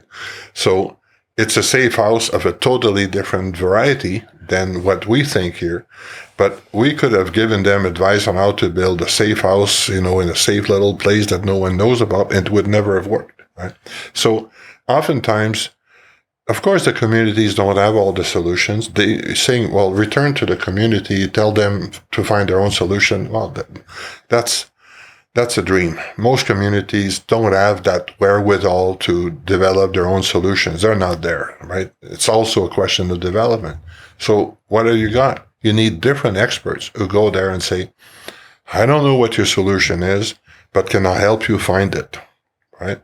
Not, here's a solution. It works in Wisconsin and in Edmonton, so why don't you try that? It's the same thing with the water situation. Now, at some point, there are technologies that can help those communities, and of course, they may not be aware of them. How do they know all these new technologies and means and all that? So yeah, they need expertise. They need people who will come and give them opportunities and give them options and inform them about some of the different things that they could consider. But in the end, it really has to be helping people solve their own problems. And I told you earlier, it's helping students do their own learning. And if we talk about my work in international criminal justice reform, that's lesson number one. You're not going there to tell them how to do it. You're going there to help them figure out how they want to do it. And I don't know how many times in my career I would say, hey, listen, guys, it's your system. You figure it out. I'm not going to make decisions for you. It's not my system. I'm not going to live with it. I'm leaving. My plane is next Monday, right? You figure it out. Now, let me tell you how I can help. And if you know other ways I could help, well, tell me, right? And you'd be surprised how few people in the justice reform world, international world, have that approach. Basically, it's, I've got it all figured out. I'll come and tell you, and then I'm leaving, right? Yeah, that ego becomes huge, and it seems like something that you're very good at managing, where it probably catches people off guard to a certain extent of like, hold on, I thought, because people are used to having someone drop the books on the table and go, the 5 things you need to do to fix the problem is this. And once you do these things, you're going to have a flourishing economy. And I think it's like we often reference other countries around drug reform and how can we deal with drugs properly. And it's like, well, we're not that country. And so we have to figure out what's going to work for our country. And it's like, that doesn't seem always well known or understood, or that it seems like you just go in with humility, which is just so refreshing to hear. Yeah, well, I guess humility has to do something with it, but that's not my main virtue. On the contrary, I've got a big ego. But I figured out that one of the ways to really help is to help people help themselves. It's not to give them the solutions. Because as soon as you're gone, either the problem comes back or another problem comes back. And if they depend always on outside help and outside people to tell them what to do, then you're enabling some form of, disempowerment. That's not the goal. The goal is to help them. The other thing is they will have to live with the results afterwards. You don't. Like, as an expert, you fly out, you leave, you go to the next community. So it's important to recognize that the choices that they make are going to affect their lives, not yours. And therefore, they belong to them totally.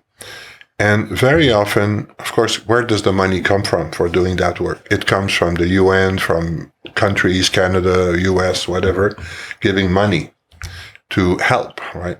Well, those funding agencies do not always have that approach to it, right? It says, oh, you go out there and give them the 5 steps to success and, get out of there in 3 weeks, right? When you say, well, it's a little more complicated than that.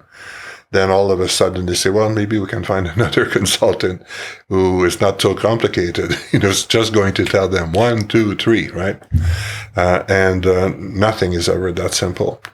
One of the things that I take pride of is that with all the communities that I've worked, I say I, but there's other people with me. Like I don't do that alone. But in all the communities we've worked, it's never happened that we've not been asked again. Right? Never, not a single time. Eventually, sometimes it's many years later, but they say, what you did, that was really helpful. Can you come back? Can you help us again with this? Because they appreciate the approach of empowering as opposed to trying to resolve the problem for them. Yeah, that makes sense. What did you mean by you have an ego? Because it seems like you're very humble in how you approach things when it comes to students, of getting out of your own way and letting them focus on your own education. So what did you mean by that? It's all BS. Yeah. No, I have an ego, but it's, as I told you earlier, I take pride in what I do. So of course I give myself credit for a lot of that, right? I'm proud of what I do. It requires effort. I'm prepared to make the effort. But the limit really is that I remind myself that in the end, success depends on other people, not just me. So I try to empower people, but then I respect the fact that it's their learning, their system, their responsibility, all of that. And it's an amazing opportunity to be an educator, really. It's an amazing thing that we can get paid to do that. And then the other thing is the work that I do in justice reforms with the International Center and other organization. It's basically the same, but at the state level, at the institutional level, but you're basically teaching still, right? It's a form of teaching. Of course, in order to teach, you'd have to do research and you have to write policy briefs and all those things. Now, the tools are a little different, but it's still helping people learn and figure out things for themselves. When did you choose criminology? When did that come onto your radar as the path that you wanted to take? Yeah, well, that's another long story, but I'll try to make it short. First, when I was about 8-year-old, I was coming back from the beach with my parents driving, and we drove by what was then Saint-Vincent-Paul Penitentiary, north of Montreal, big federal penitentiary. And then they stopped all the cars because 3 inmates had escaped. And they, inspected every car. And maybe like 80-year-old or something. So they inspect every car, they check for weapons, and they tell my parents, be very careful because these guys are very dangerous and they're possibly armed and don't give a ride to anyone and all of those things. So I'm very young there and I'm thinking, what gives the right, or I didn't use the word right, but what makes people put other people in that big place, that prison, And the thinking for me was always like, who decides what's right and wrong, and how do you end up being there? It's not, I don't know what's right and wrong, but who makes that decision exactly? And do I believe these people that they say that these guys are bad guys? Now, these thoughts were not formed the same way that I'm explaining them today because I was very young, but I was totally intrigued. And I was thinking, wow, they put people behind that? Like, why would they do that? That's a weird thing to do. So I was obsessed with that. Then I went into philosophy and looked at ethics and all that. Oh, that's interesting, but it doesn't answer my question. And I thought, okay, I'm going to go to psychology because maybe someone has got an answer. And I applied in psychology, got admitted. Everything was piggity-boo. I was top of the list. Everything was fine. Where were you going to school? Sorry. I was going to go in psychology at Ottawa U. Okay. And so life is good. And then 2 weeks before this, I got in a car accident, which was not serious, but it cost me money, so I did not have money to pay tuition, right? I thought, I'll just wait for a semester, no big deal. And then, to make a story short, then I meet this guy who said, from Ottawa, and at that time I'm in Montreal, and he said, oh, you're coming to Ottawa next week, or, in September or something. I said, well, no, I'll skip a year because I don't have money. And I said, well, I thought I didn't have money. Since then, I got the money, but it's too late. I missed the boat. I can't go. So he said, oh, no big deal. You can come to same university, but in criminology. You made the dean's list in philosophy. You're great. We want you. So I said, well, sure. But criminology, that's the first time I heard the word. Right. So well, why would I go to criminology? He said, it's in the same faculty, psychology at the time. And most of our courses are credited towards a master's in psychology. So you just switch in December or January and Bob's your uncle. So I thought, oh, that works. So I went to criminology, and then there was no taking me out of that. After that first semester, I had the bug. I just wanted to study that. I knew this was my calling. What was the hook? What was the thing that stood out to you that put the nail in the coffin? It was a practical problem, like how do we deal with that social issue? Yeah. I had good professors, a few that I remember that were convincing and showed me that there was something worth doing there. Like I've never been interested in knowledge for the sake of knowledge. I wanted always to, like, okay, once I got that knowledge, what do I do with it? Like, how does that make a difference? Criminology is an applied science, right? So it's always, what do I do with this? What do I do with this? So that attracted me a lot. And the same thing might have been true in psychology, but, once you get into this, you start biting into it. I would have been probably just as happy in psychology or whatever, but I ended up in criminology, and I just couldn't let go. Like, tell me more, right? That was my reaction. What about the darkness? What about the dark things you learn about people in terms of, like, we have so many FBI, CIA, CSI type shows, and it seems like that very much speaks to the person who loves criminology. A lot of my peer group, they enjoyed I think it's Dexter, where they're like, the guy also likes carving up people and stuff. But it appeals because you have to have a certain trait in order to kind of stomach learning that some serial killers seduce their people before they murder them and butcher them to pieces. You have to have a stomach for the John Wayne Gacy's, the people who show up at your kid's birthday party as a clown and then slaughter people. And there has to be a stomach for that in criminology, in a way that you can get through an English degree without ever having to face that or think about the darkness of human beings. Is there a time you realized that? Is that something, that original moment where you saw the jail, where you thought about that? Because that is the interesting thing I find about criminology students, is we have a sick, twisted sense of humor of, like, we're not shocked when you talk about the dark things going on in society or things going too far in certain regards. That doesn't make us run out of the room. But when other people sometimes hear it, they go, I can't hear that. That's too much. That makes me uncomfortable. Like, I can't continue any farther. Yeah, for most of our class, it was like, that's just another Tuesday. So when did that arise for you? Yeah, I'm not totally sure.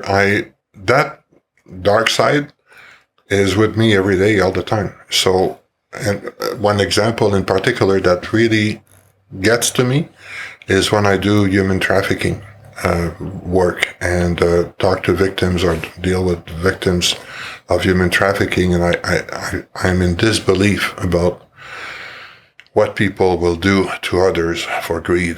Can you describe human trafficking for people who might not really understand the topic? Well, basically, it's convincing people through coercion or deception to do things that to work or do things that they would not normally do. So, work in dangerous places, prostitution, work without pay, all of those other things, basically because they are coerced into doing it. So it's a form of slavery. It's oftentimes described like that. It has many, many aspects. But what I see in there is, like, I find I'm in disbelief about what human beings do to others. That kind of, like, and this is not like one day they enrage, beat someone up or shoot someone. This goes on for months, years, all of that, right? And they do that in cold blood. They know exactly what they're doing, and not to one person, to a whole bunch of them. So there are many other things, but that's one of them. That's a big dark side for me. The only way I found to deal with that, sometimes I leave the topic. So for a couple of years, when people ask me if I want to deal with this, I'll say, no, thanks. I can't do that. Right. I need space. I need time to reconnect with my faith in humans. Because I tell you, when I see some of that, it really affects my belief in humanity, to see that. And even more so, because oftentimes the people who exploit others in human trafficking are people of the same group, same nationality, family members, all this. Like, how can you do that to someone who is basically a member of your group, someone you should care for and be supporting? And there you go, exploiting them in these evil ways, right? And then gets worse, because some of the human trafficking is with children. So, let's not even talk about that. It's awful what people do. But in any event, so the dark side is part of the job. I didn't come into criminology totally naive, because I had worked for several years in nightclubs and bars in Montreal. I had seen a few things. So I, wasn't really... I had seen a few things, so I wasn't totally naive about that. But clearly, I remember to this day my first visit to Philippe Pinel Institute, which was a psychiatric institute for dangerous criminals serving sentences or being assessed, evaluated. And you had everything there, like serial killers, like the worst kinds, the dark side. And I remember that day, and I remember the fear, the being intimidated, the weird reaction I had, because I thought some of them are pretty nice guys, he's got a good sense of humor, he looks like an ordinary guy, why would I not want to help him, And in that first visit, they had the psychiatrist who had organized it had made sure that we would not know. We met a lot of inmates, but they ensured that we would not know what these guys were guilty of. So we're going there talking to all these guys. We know their first name or whatever, and thinking, oh, well, some of them are, what are they doing here? They're not that crazy and all of that. And then you get out, you go to a meeting room, and they say, okay, well, Norman there, let me tell you about Norman, and let me tell you about...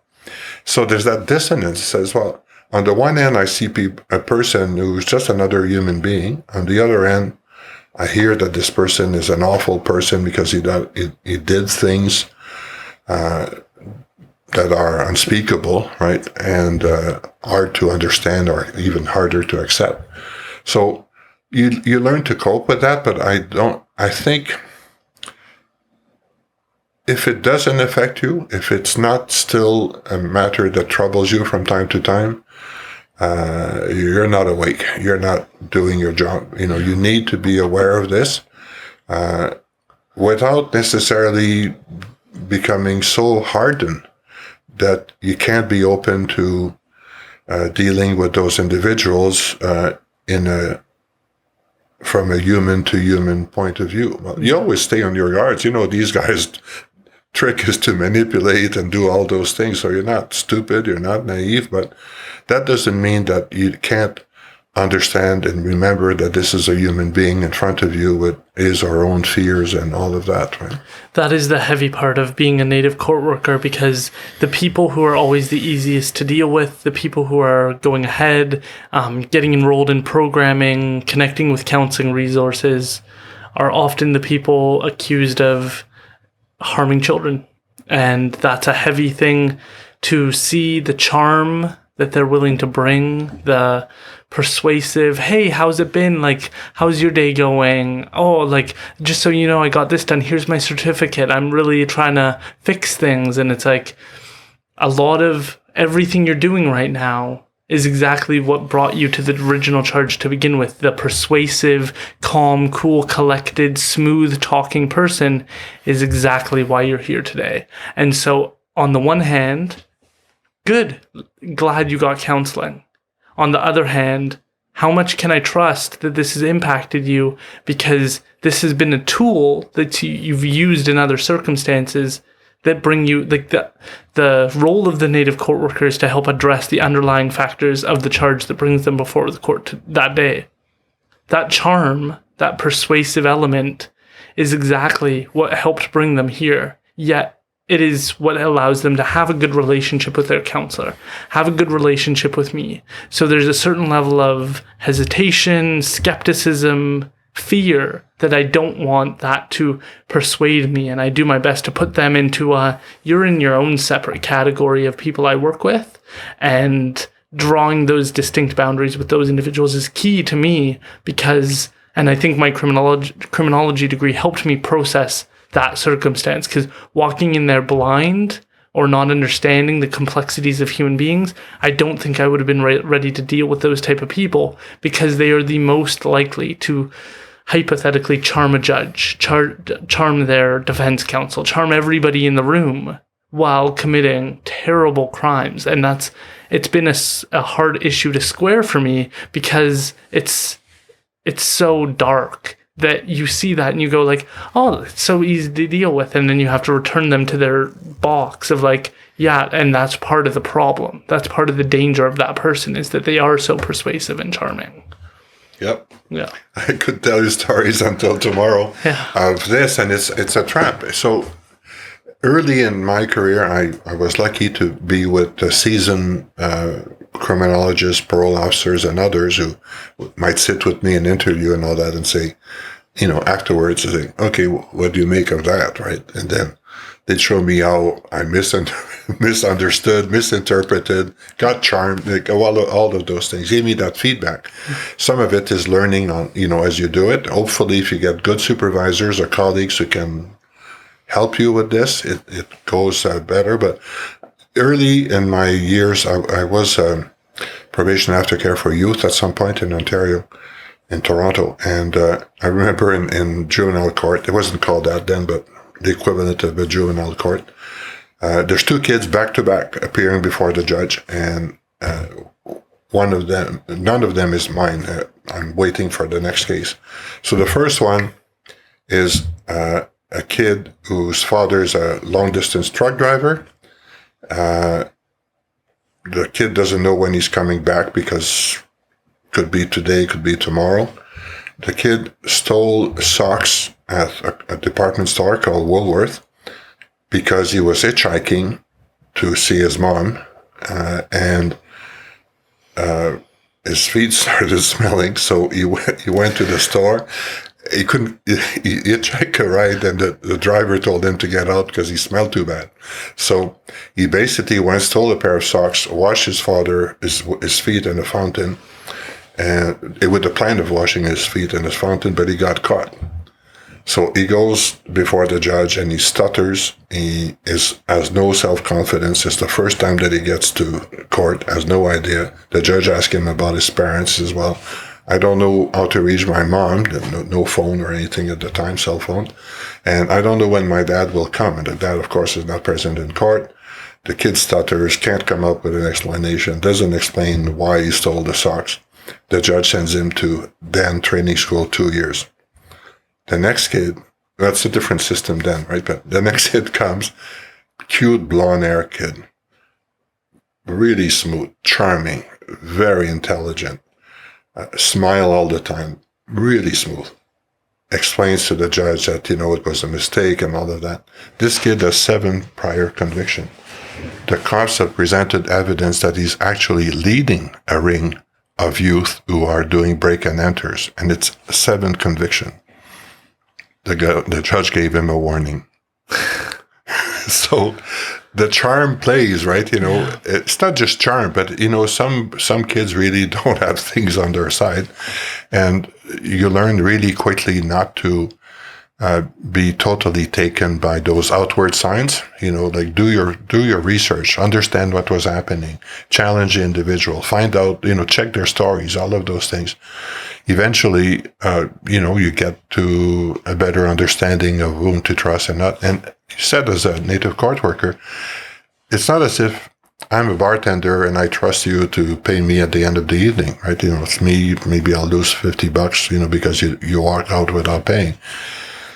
But as a native court worker, as a probation officer, as an officer of the court, you're making that decision on behalf of us all, right? Yeah. You're recommending decisions to the judge. You're doing all those things. So it's not just whether you trust it. It's do you trust that person on behalf of the rest of us? Yeah. You have a professional responsibility other than simply your personal doubts about whether to trust someone or not. So that's a heavier thing on your shoulder.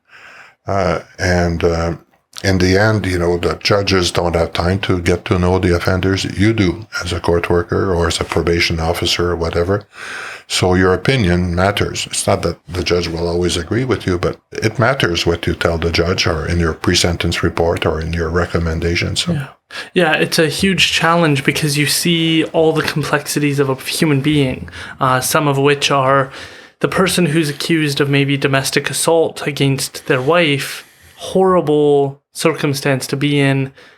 That person needs counseling to work through. Why do you treat people like this? How does alcohol maybe play a role in the decision making you have? The more complex problem I have personally philosophically that I've asked a few people, and I'll ask you, is this person is guilty of their flaws and their mistakes. So is the person who stole the candy bar. But where do we put the white collar crime? Where do we put the person, as Darryl Plecas decide, who gets rich for no good reason, who has no excuse to do so, who takes from taxpayers with no sense of remorse? 2008, there were plenty of people who committed financial crimes, never prosecuted under a criminal law.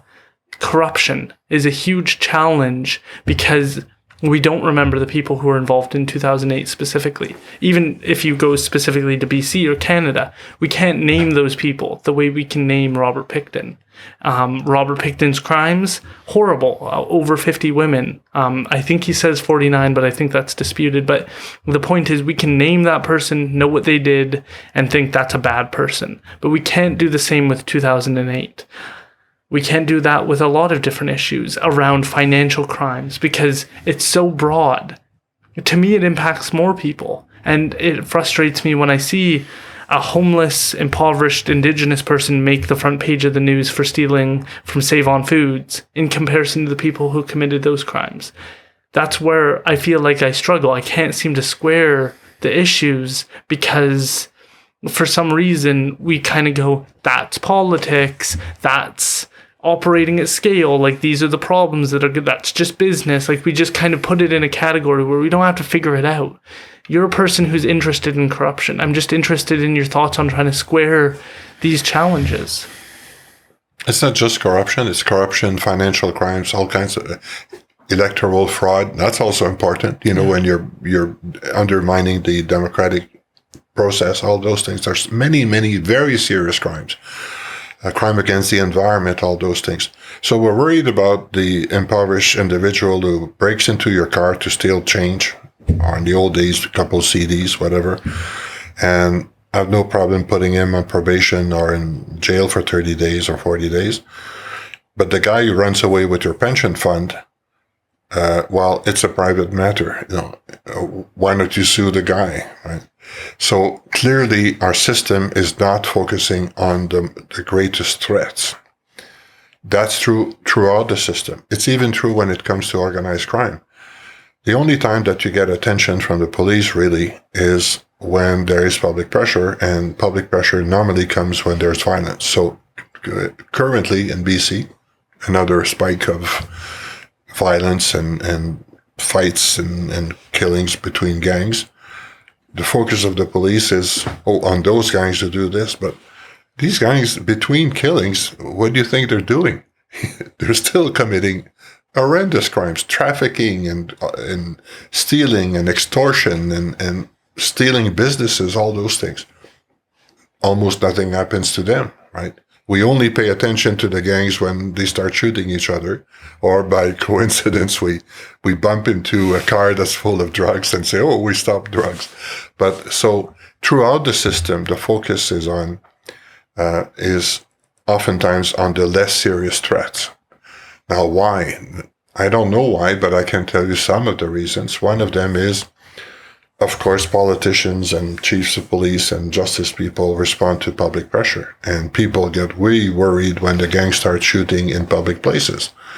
Right? If they were shooting each other in the middle of the forest, people would say, good riddance, some of them are dead. We don't have to worry about them. So obviously the system is focusing on what the population sees as a greater threat or an immediate threat. Violence is one of them, and there's many other things. Also, the system is limited in means. So corruption, financial crimes, all those things require specialized investigation that take a long time and cost a lot of money. Many of them happen across borders.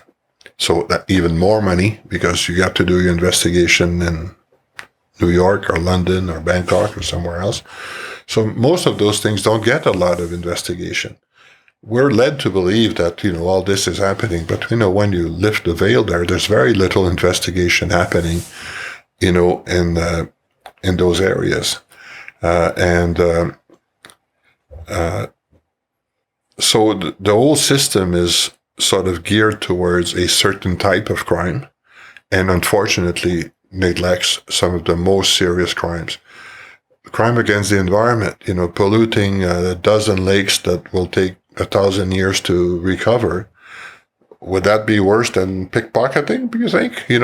Obviously, but I don't know how to change that. My solution, quote unquote solution, it's not really a solution, but where I look for that is different governance. Who tells the police what to do? Who governs the judges? Who govern? I don't mean direct or manage, I mean govern. Who sets the priorities? Who holds them accountable? That kind of thing. So I'm interested in things like civilian oversight of policing. I'm interested in police boards and their roles. Of course, there's many issues with the way police boards currently function, but they could do more because someone's got to tell the cops what we want them to do. Right? Can I ask, did you watch the Brenda Lucki thing? Did you observe that Yes, at all? I did. Do you have any thoughts on that? Can you help us think about that issue better? Because normal people are going to have their positions. They're not going to have your expertise. I'm just interested. Can you help us think about that issue in a better way? Well, I'm not sure about a better way, but I can tell you about my own reaction. I understood her point of view, basically saying, well, it takes time, I'm doing this. But when I read between the lines, my own personal view was, well, it's been 1.5 years, and you haven't taken any action. Now, what took you so long? How can you justify not taking action? And her answer was, it's a process, it will take years and all of that. Well, I don't buy that. I think there's a whole bunch of things that could be done immediately. First and foremost, she could have made sure that and she could still make sure that the resourcing of the positions in that province takes place, so to leave positions empty for months and then to replace them with temporary people for a few months and all that, that's no way to run a circus, right? And so she's accountable for that. She could say, well, I don't do human resources. I got 3 guys doing that in an army, but in the end, she's accountable. So I was disappointed with her response. I understand, however, her point about, well, I could have an immediate response, but I'm working on the more fundamental reforms of attitude and culture and all of this. But I think a good leader should do both at the same time. But, we're not in her shoes. We don't know what she was dealing with. But I felt that the response to that, talking about Nova Scotia, right, was weak and disappointing. And I don't think that people in that province were convinced for 1 minute that there was someone there at the helm who understood what they were going through. Can you add a little bit of context? So from my understanding, I think it was the Halifax Observer wrote a long kind of scathing indictment of her working with Trudeau to try and have a horrible atrocity in Canada painted around kind of gun control. And that was how the Halifax Observer kind of explained it. I think that article goes into far more detail about the pressure that maybe she felt. And then she's more recently come out and said, we're trying to improve things. We're trying to fix the system. And this is what we were doing, is trying to fix the system. And so you caught us trying to fix the system. And that's kind of how it felt like it was portrayed from my perspective. Well, no doubt that she and politicians, the commissioner of the RCMP is a bit of a politician by definition, right? You need to deal with public opinion. So no doubt that there's a lot of spin in their answers, and whether spinning agrees with the prime minister or not is really irrelevant. In the end, they all know where the wind blows and they all go in that direction. But when she says, well, I don't read the media, she said that during her testimony before the Commission of Inquiry. She said, well, I don't read the media. I don't follow the media. Why not? I don't know if she meant that literally, because probably people give her media summaries and stuff like this, but basically you're saying, well, I don't know what people are saying about it. That's not my job. Well, no, it is your job, in my view, right? Yeah, it might have to do with gun control, but you can't blame everything on guns. There were definitely mistakes made on the ground, and everyone by now understands them, or most of them, some of them. She did not tell us what she was prepared to do or had done already, other than a broad, over many years, we'll get there, we'll change attitude, that kind of thing. So I found that was disappointing as a leader. I was expecting more. Of course, always easy to criticize. I'm not in her shoes. I don't know what she was actually dealing with. Maybe there's resistance within this whole thing. I know she was also dealing with the emerging union. And, there's so many dimensions of this. But clearly, go back to your studying days, and I'm sure before that, there's been all kinds of commissions of inquiry and special reports on the RCMP and the problem with leadership and poor planning, poor strategy, all of those things. And, every 2 years or 3 years, there's a new report that tells us what's wrong with the leadership in the RCMP. And 3 years later, we get another report. I oftentimes get a sense that not a lot has improved. On the other hand, I want to believe that something has improved, that it just takes time. So the commissioner was saying, things have improved. Well, I hope she's right. I hope she's not spinning it. But when you look at the number of commissions and special reports that says there are fundamental systemic issues in how the RCMP is being led and managed, then you got to think, well, there's got to be a better way to do this. After all, we're talking about 35,000 people. It's not a small organization to manage over a big country like Canada. But, that's an excuse. In the end, she's in charge. She's the one who is accountable for all of that. Corruption always has a few pieces. Politicians often involved. I don't want to get lost in specifically Trudeau, because I don't think that that's always fair. It is so easy to judge people based on their mistakes or misunderstandings or what we hear in the news. Nobody wants to be judged based on that. Nobody wants, at the end of your life, to have in your obituary all the things you did wrong. We all want the best of ourselves to kind of be remembered. So I don't want to get lost on Trudeau. But one of the challenges is he's been accused of influencing this issue. He's been accused of influencing Jody Wilson and Raybould and pressuring her.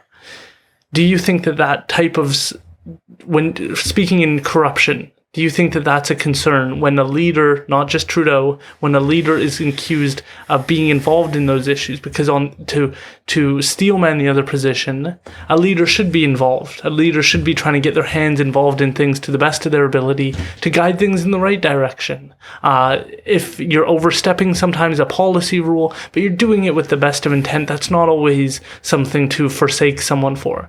So I'm just interested, how do we best think about his involvement or people's involvement in issues where they're maybe overstepping and maybe with the best of intent, but in terms of something like corruption?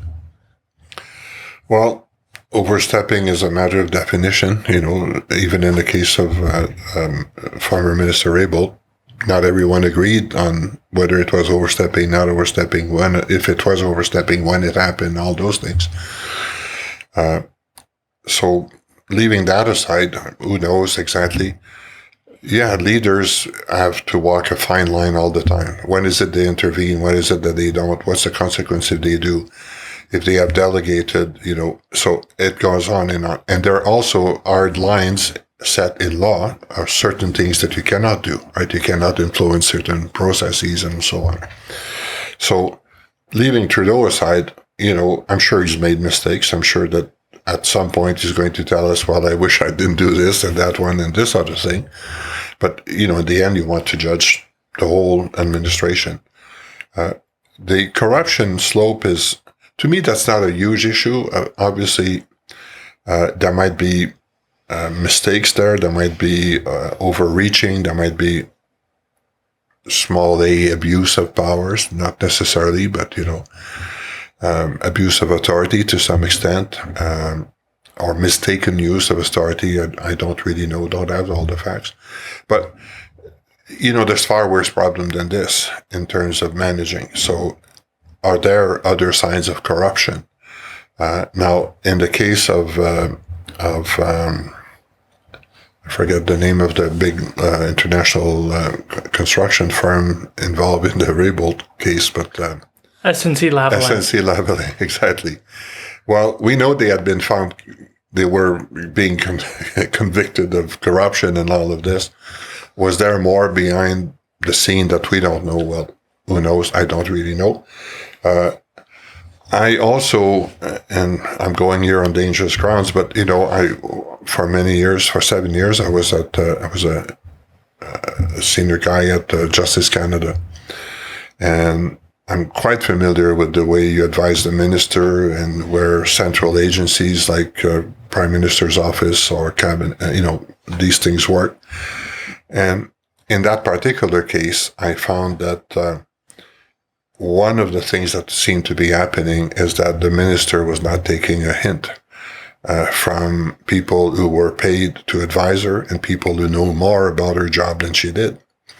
Now, that's my personal judgment, but based on my own experience, when you're a Minister of Attorney General of Canada, Minister of Justice, you're in a very lonely place, and there's so many thousands of ways you can screw up, right? And the only way that you avoid screwing up is by relying on people around you who know more than you do. Now, we've had all kinds of testimonies that in that particular case, the advice was not received. Now, I can't pass judgment on that because maybe the minister was right in not accepting the advice. Who knows, right? We don't know exactly what the advice was. But seen from where I was thinking, well, listen, these are people who really knew what they were doing. They knew the law, these particular aspects of the law far better than the minister possibly could. So did people give her the wrong advice? Did she not listen to the advice? What were her decisions? And at some point, you have to think, well, why did the Prime Minister or his office felt that they had to intervene? Was it for corrupted motives? They were sending political motives, corrupted motives. Maybe they were earning something out of this, who knows? Or was it because all of a sudden they were not sure that the person responsible for those decisions was taking advice and understood what needed to happen? I don't know the answer. Is any one of those three, and perhaps there's a fourth and a fifth reason, but I know that it's more complex than that. And, that kind of decision is made every day, many times by a Minister of Justice. You have no idea how many decisions. Even when I was there, I couldn't fathom what they needed to decide on, right? And guess what? They had to rely on other people. At some point, not a minister, but a deputy minister of justice, a former deputy that I won't name, was in a public event, and he was, people asked him, like, wow, as a deputy minister of justice, you served for many years and you got out of there scot-free. No one has ever accused you of making a wrong decision or corruption or anything. Like, what was your secret? Like, how come you avoided all that crap that other deputies and ministers get involved in? And he, no hesitation, turned around, named a few people in the audience who were there who had worked with him before, and said, because of these people. They gave me the right advice. I trusted them, and they had my back. They made sure I made good decisions all the time. Now, of course, in politics, well, who do you trust? What advice do you take? I'm not blaming the former minister. I'm not blaming anyone. I was saying it's a little more complex than that. Yeah. And in the end, did we really get a good understanding of what it was? Not really. And also, this new disposition of the code allowing some kind of agreement between the prosecution and the accused, in this case, SNC Lavalin, was a brand new disposition of the law, right? So no one exactly knew how it would work, including the minister, because no one knew. No one was a brand new disposition. Like you could say, well, in England and in this other country, this is how it works, but how is it supposed to work here? And who makes the decision? And so it was also new grounds, and maybe that's part of the answer. Like everyone was on new grounds with a big, huge, mega shit bowl of a case, right? That was not an easy thing, the SNC Lavalin, right? How did Darryl's interaction with corruption, you watching as someone who knows him, watching some of the preparatory interviews that he had done to prepare for my interview with him, it was astonishing how much of Darryl as a human being was missing from the interviews. For me personally, I would watch a 4-minute clip of them outside of the speaker's room, and they're like, how could you make this decision? And to me, context is everything. And knowing that Darryl has a background trying to understand corruption, trying to address it in other countries, it's like you're going to accuse him of misunderstanding this. It seemed short-sighted. It was why I'm so grateful to have this platform to hear him long form. I didn't dive into the BC Liberals and any of that to begin with. I wanted to show this is a human being.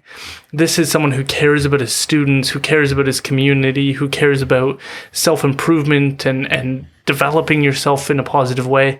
Then let's talk about what happened and where shit hit the fan. It seemed like, first of all, like context was lacking from a lot of those interviews. But as a bystander who knew him, who knows where his heart is, for better or worse, what was it like watching that? And what did you think of some of the things he was trying to uncover? Because I've heard even people who've listened to it been like, it was never that big of a deal. And I've heard obviously from him saying, this is terrible, and every dollar misspent is a tragedy for people to have confidence in their government, and we need confidence in government. Interviewing people, I don't know if you've heard of Joel Bakken. He made the film The Corporation and the New Corporation. He's a professor at Hallard. Sat down with him. He talked about the World Economic Forum genuinely believes democracy isn't the move. Corporations can fix a lot of our problems for us, and we should just get out of their way and let them fix some of the problems. And then we see the challenges with our democracy when corruption allegations arise, and then people who are in the World Economic Forum would go, this is just proof of what we're saying. How did you think about what happened with Darryl, knowing him as a person? How did you kind of watch all of that play out? Well, I tried to support him, but and I'm not going to reveal what he shared with me in terms of his emotions, but you can imagine he was concerned, right? This was not a small deal for him, and you saw the kind of vicious attack he was subjected to. So that was awful. But did that surprise me? No, because look, the person who came out with the scandal with Enron and the whole financial crime there, she's still looking for a job. No one is going to hire her again, right? So a lot is at stake. People who actually reveal cases of corruption, bribery, all of those things, election tampering, they do that at great cost. They are typically not protected. The media even, typically don't give them the benefit of the doubt. So you get all this world against you. Very few people in your corner. So guess why? Most people don't report. Do you think that this thing that Darryl reported, and I'm not divulging anything Darryl told me, but do you and I think that this started with the day Darryl arrived? No. Oh, do you think it's the only thing that was happening in the legislature? Not even a little bit. Not a little bit. And on and on. So it took someone with courage, or some people might say naivety, to say, no, I'm not part of that. I don't do this. And I think the facts are that they tried to bring him into this fold of why don't you accept a little perks here and there. That way, they're trying to compromise him. They didn't succeed, but apparently there were attempts to do that. So guess what? This is a guy who has enough integrity to say, no, I'm not going to be part of that, and I'm going to denounce it. Like, you can say whatever you want about Darryl, and he may not have been the greatest politician, I don't know, but integrity is important to him, right? He wasn't going to sell his soul for, a few $1,000 or for a little promotion or whatever. I don't think he's ever considered that in his whole career, and he wasn't about to do it in politics. Now, there's a big complex story there, but in the end, what's the lesson I draw? It's basically, unless you have people of integrity who are willing to stand up and say, no, this doesn't work, this is not good enough, nothing will happen. But the second thing is, you need to protect those people. Do we have a whistleblower protection system in Canada that really supports these people? No. Do we have concrete ways to help these people defend themselves in court? At some point, you start denouncing people. Next thing you know, you're in court with people who've got 16 lawyers, and you're alone with your friend who gives you a little bit of pro bono time, kind of thing, right? So who wants to face those odds, right? So most people, just shut up. And we're lucky that we have a friend who did not, and British Columbians should be lucky. But do you think he's getting the recognition? No. That's what's blown my mind the most, is to looking at him when I was trying to have him on, admiring him for the first time I saw him come into a classroom and just explain to us why we should all be drug dealers. Like, that was such a Darryl move to come in and be like, well, because he was like, do you believe drugs are bad? And then everybody was like, of course we believe drugs are bad. And then he goes, why? What if you have a mother in the hospital and she needs help? Why not just sell some drugs and make sure she gets the resources she needs? And then so that was my first interaction with him too, seeing what he went through, the challenges of standing up to voices throughout a system that had been so good at stamping people out, to see what he went through, and then to see the unceremonious leaving. It was probably the hardest for me to see. Was you didn't get the red carpet rolled out for you. You didn't get the love of the people saying, like, thank goodness you went and fought and stood up to things and raised light, like sitting there and being like, you made a difference. You stood up for what you believed in. Whether other people agree with you or not doesn't matter. You did what you thought was best. And there's no parade. There's no reception from the people. It's completely, now you're back in regular life. No warm kind of sense, no kumbaya moment. To do that, it's a wild thing to do, and it evokes awe from me that somebody's willing to do that. That kind of, okay, you're in a different league because you were willing to do something like that. That's a crazy thing to do, because there was no upside. There was no benefit to doing what you did personally, in terms of, like, I opened all these doors. It's like very few doors opened for you that were beneficial. And so, yeah, I have a lot of admiration for what he was willing to do just for the betterment of our society. And it sucks that there isn't more opportunities to kind of build those people up and build a statue or something.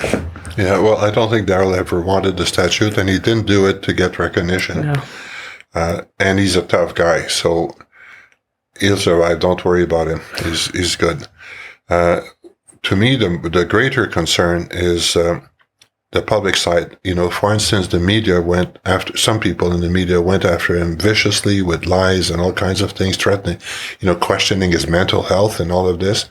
And when the facts were established and the person was convicted and all that, do you think that these media came with a retraction and said, well, sorry, we got that wrong, right? Basically, whatever damage they did is, water under the bridge. Here's a three-column line thing on the outcome, and move on. This is yesterday's news. The real damage is on people out there who feel that they know things, and they are still trying to think whether they have the courage to do it, to denounce it. Also, not just the courage, but the impact on their family, right? I don't know what the impact on Darryl's family was, but I'm sure they weren't going to a picnic.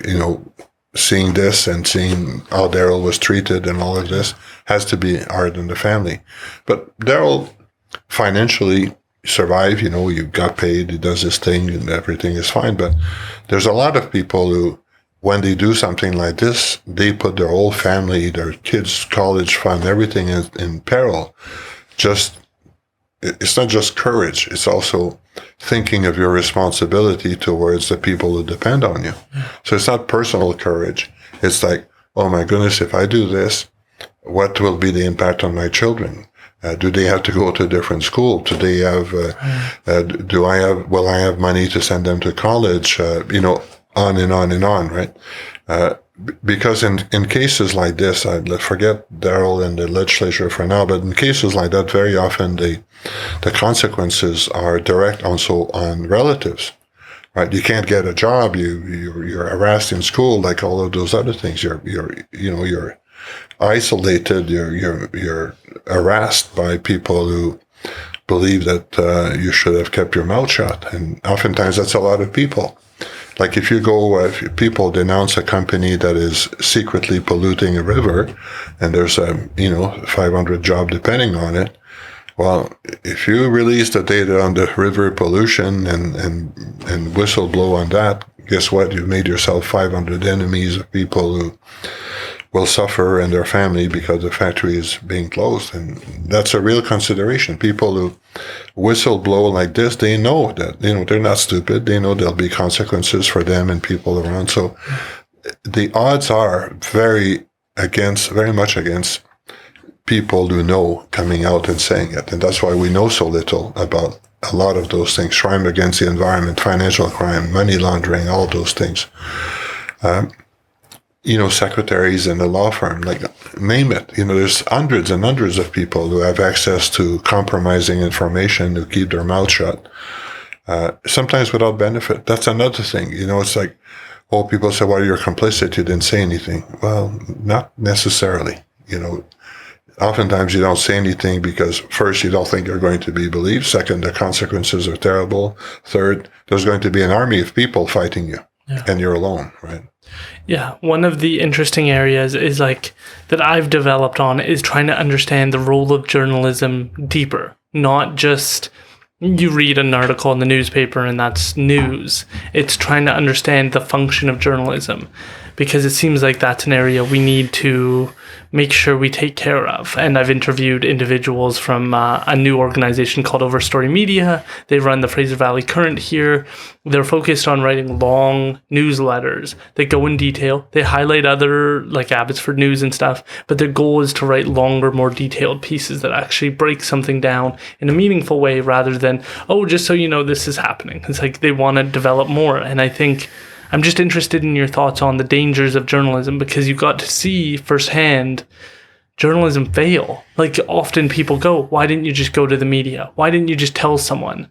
And then for Darryl's circumstance, he goes through very clearly that none of those doors were open. All of those people knew that there would be consequences on them if they spoke up. Their nice offices would be impacted. And so they made small decisions that had a big impact on him, because for them it's like, do we write the story or do we not write the story? And it seems so easy.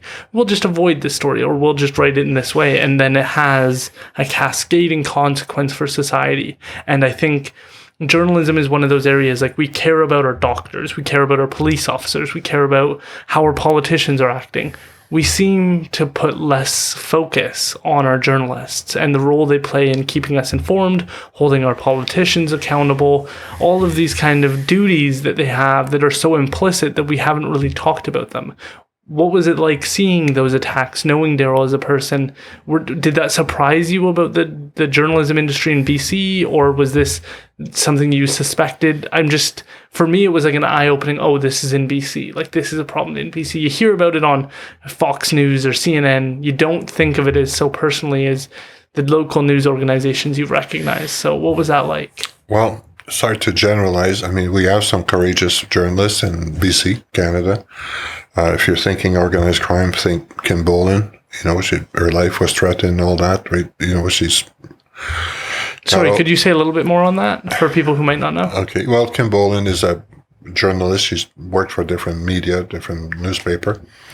but for the last, I don't know, 15 years, maybe more, 20 years, I don't know exactly how long, she's been reporting on organized crime groups and criticizing the response of government and reporting on all things related to gangs and organized crime, oftentimes at great risk to herself. And at some point, she was herself threatened and she needed special protection and all of this.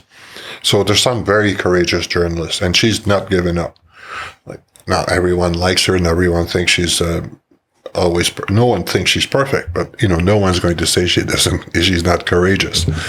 And she's talking about things that are really problematic, gangs and organized crime and potential corruption linked to that, and insufficient response by law enforcement and justice. So there's some courageous journalists. They also need a platform. So that's one big caveat. Do they work in a place where they will be allowed to be great journalists, right? The other thing is there's fewer and fewer journalists with the written media in particular, so they have like 20 minutes to do a story and then move on to the next. And I've spent a lot of time in the last 15, 20 years working with journalists, trying to be their backup. I don't have a position. I'm just selling them a position, but I'll help them understand what's happening. Sometimes on the air, sometimes in background, making sure that many of them don't have the resources to do background research. Now, for a lot of those issues, I don't need to do background research. I've done it already, right? So basically I can send that to them, or I can give them 20 minutes or half an hour, brief them and all that, or I can do an interview, which I do a lot. But but that's one of the issues. They don't have the backup to do more in-depth kind of analysis. The other thing is, at this point, everyone's a journalist with the social media. So, how do you if you are imposing upon themselves all those journalistic criteria of, you're checking your sources and not saying more than what you actually know and all those things, which is professional journalism, and you're competing with some person who basically has a blog or God knows what and pumps out whatever version of the facts that they think is relevant, it makes it difficult for journalists to come up with good material that is read, that is believed, and all of those things. So there's a whole thing that I'm sure you're aware of, but we used to trust journalists to be the mediator between us and what was happening out there, but right now there's less trust in journalists, for one thing. Maybe the journalists are not as good. I don't really know that for a fact, but that's possible. And then, of course, they are competing with all kinds of improvised journalists, right, who basically can post information on social media, web, whatever, at the speed of light without any research, without anyone imposing any standard on what they do. Yeah. And so it's a very, very different environment for them to work in. And but there's some really interesting journalists that are coming up, the next generation. And I don't know enough about it, but I'm encouraged by that. They're not necessarily CBC or global or whatever. They're into more mixed media. They're finding a space in between the social media and the official media and all this, and trying to impose upon themselves some very high standards of journalism. So you see them from time to time coming out. Very few of them spend much time on crime, because crime for journalists is like, chasing dogs and that kind of thing. It's not a big issue. Yeah. And therefore, few of them deal with crime or organized crime or all of those other issues. Yeah. One of the organizations I belong to or work with is the Global Initiative on Organized Crime, and based in Geneva. And one of the things they do is they train journalists on how to analyze, understand, research organized crime, illicit market issues, because otherwise they rely on police press releases and what's immediately available. And of course, these are people, spinning the system the way they wish. Yeah. So there's a role, there's an importance for that. And here's another little pet peeve of mine. A lot, because of the fear that I mentioned earlier and the self-censorship and all of that, a lot of academics have moved away from interacting with the media. And I've always believed that goes with the responsibility of being a university professor. You have a responsibility to participate in those debates, not just to take side, but, to help people understand the debates and the issues and the options and all of that. And a lot of my colleagues, young and old, have withdrawn completely from this because, well, it's messy and the media don't really report exactly what you said. And of course, if they report something wrong, then you're being canceled, or they take 3 words out of what you've said and you look like an idiot. Yeah. So a lot of people have withdrawn from that. And I think it's a great pity, because if people who have the training, the education, the research to support those discussions, social discussions and debates, don't participate, well, you're leaving it open to people who are going to make it up, right? And people who push their own little agenda. So I don't know if it's fair of me to generalize, but from my perspective, when I looked at my colleagues, I find that fewer of them are willing to engage with the media. They feel that the rewards are small and the risks are high. Yeah. So they move out. They leave that to others. I know, because even at our university at Fraser Valley, people in media relation have organized forum discussions with faculty members. Sometimes I participated to try to encourage people and say, well, if you need training, we'll help you. And if, we'll do all those things to support you if you do it. But they have very few takers. People say, not in my contract. I don't have to do this, and it's too risky. And, I don't blame them. When I was preparing to start this podcast, one of the first few people I had on was Zena Lee, John Haidt, and one of my feelings while preparing and trying to read articles they were involved in was like, you get a sentence. You're there, maybe you do a 30-minute interview, maybe a 45-minute interview. You get one sentence of like, raw, this person exactly said this one thing. And from my perspective, it was like, why not just sit down with you? Like an individual like yourself, like we have barely scratched the surface of all the things you know. Like we're just about to start talking about the United Nations, and it's like, that is a huge piece of things you know a lot about, but we're already 2 hours and 45 minutes in. Like there's a lot of information to cover of things you know. And so giving you one sentence to me seems like criminal. Like we need to create the space where you can talk and you won't be edited. I won't be looking for a soundbite of the worst thing you said in the interview or something like that. Like people that do that, they're missing kind of the beauty of the person, and you're so focused on getting that one bite for this article that you miss out on the brilliance of the individual in front of you. And that was part of why I enjoy long form interviews, where we're not trying to cut this down to give me 10 minutes of information on this topic. It's like, let's just talk. Let's just see what your thoughts are on things. So speaking of the United Nations, this may seem silly to you because you know their inner workings.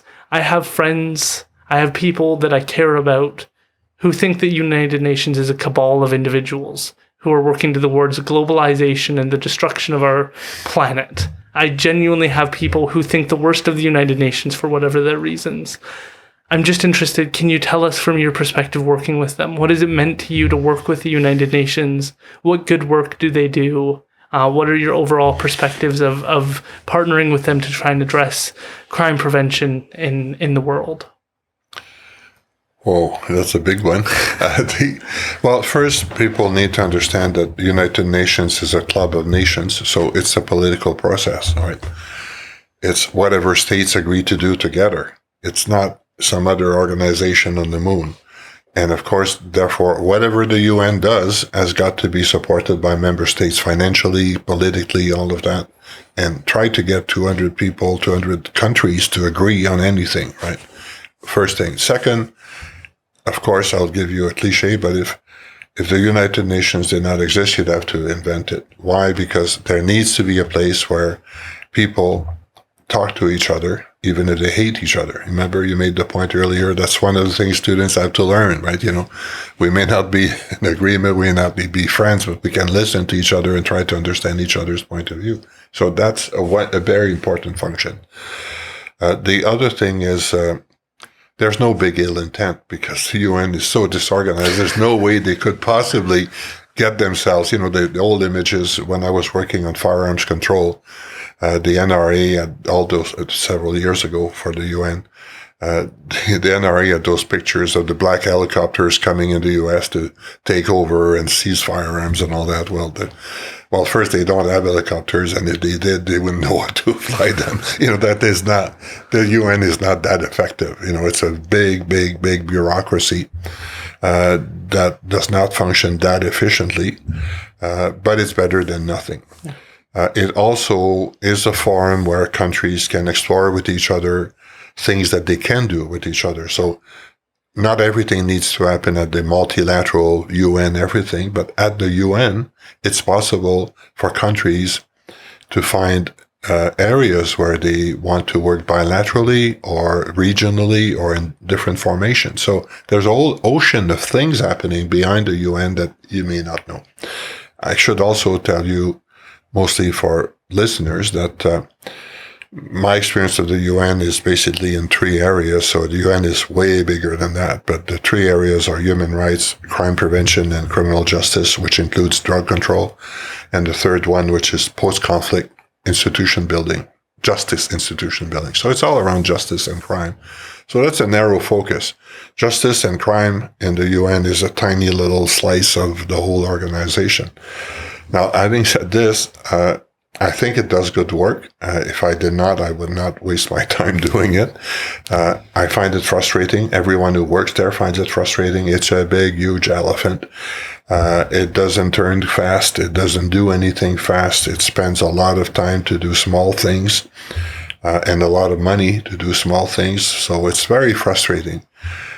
But if you ask yourself, okay, if we didn't do that, what else would happen? The answer is probably nothing. So it's always the same thing for me. One of the yardstick I use is, do you want to light a candle or curse darkness, right? So, UN is a little candle. And the Secretary General, the current one, said recently, we need more multilateralism. He means UN rather than less, in spite of what people say.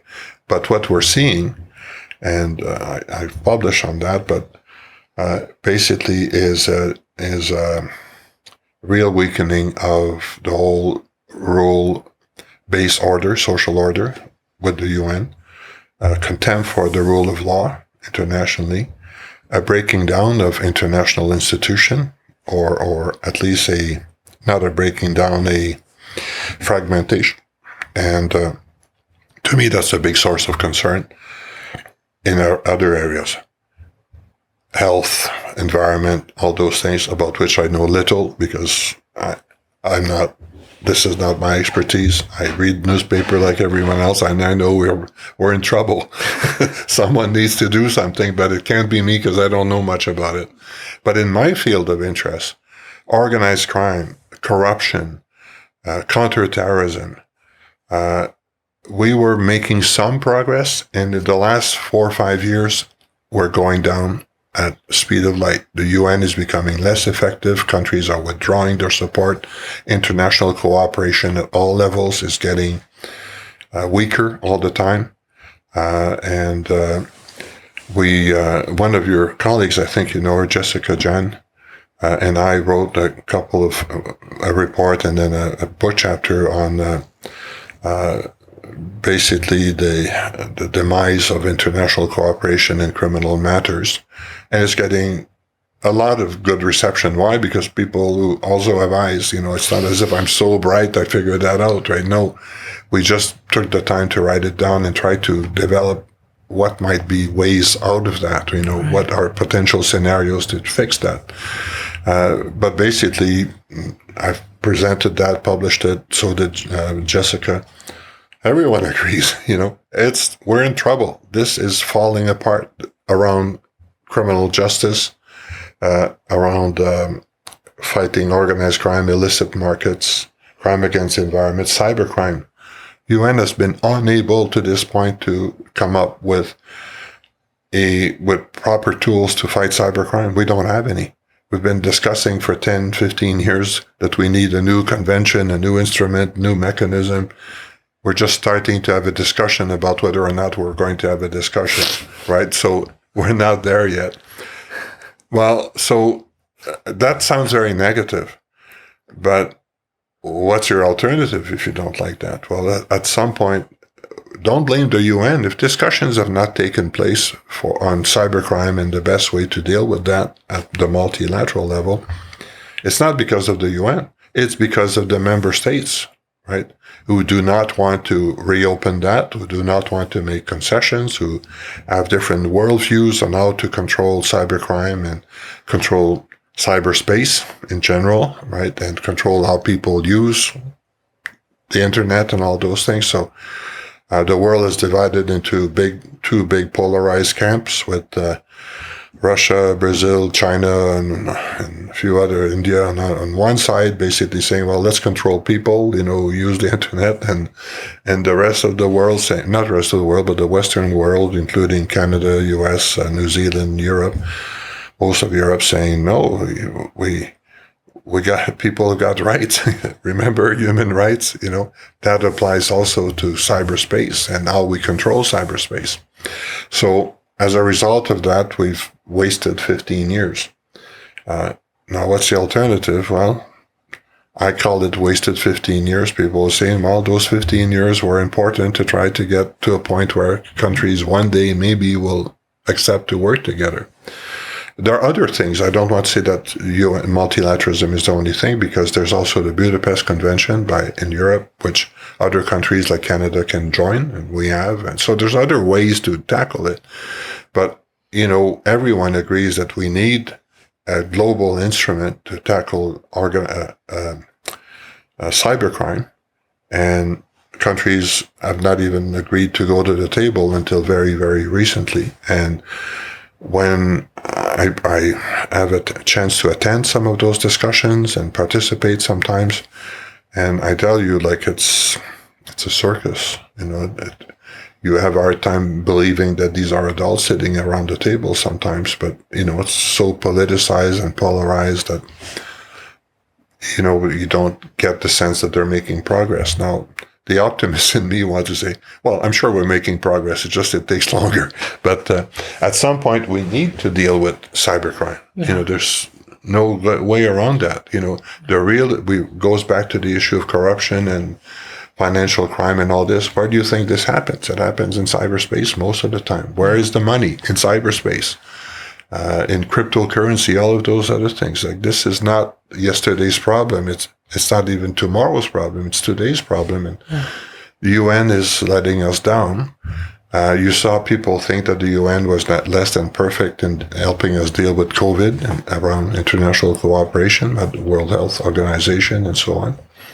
So there's definitely a need for a new UN. And there's a new panel. The Secretary General have created a new panel of experts to try to advise him within a year on the future of UN international cooperation, where to go next, sort of a big picture,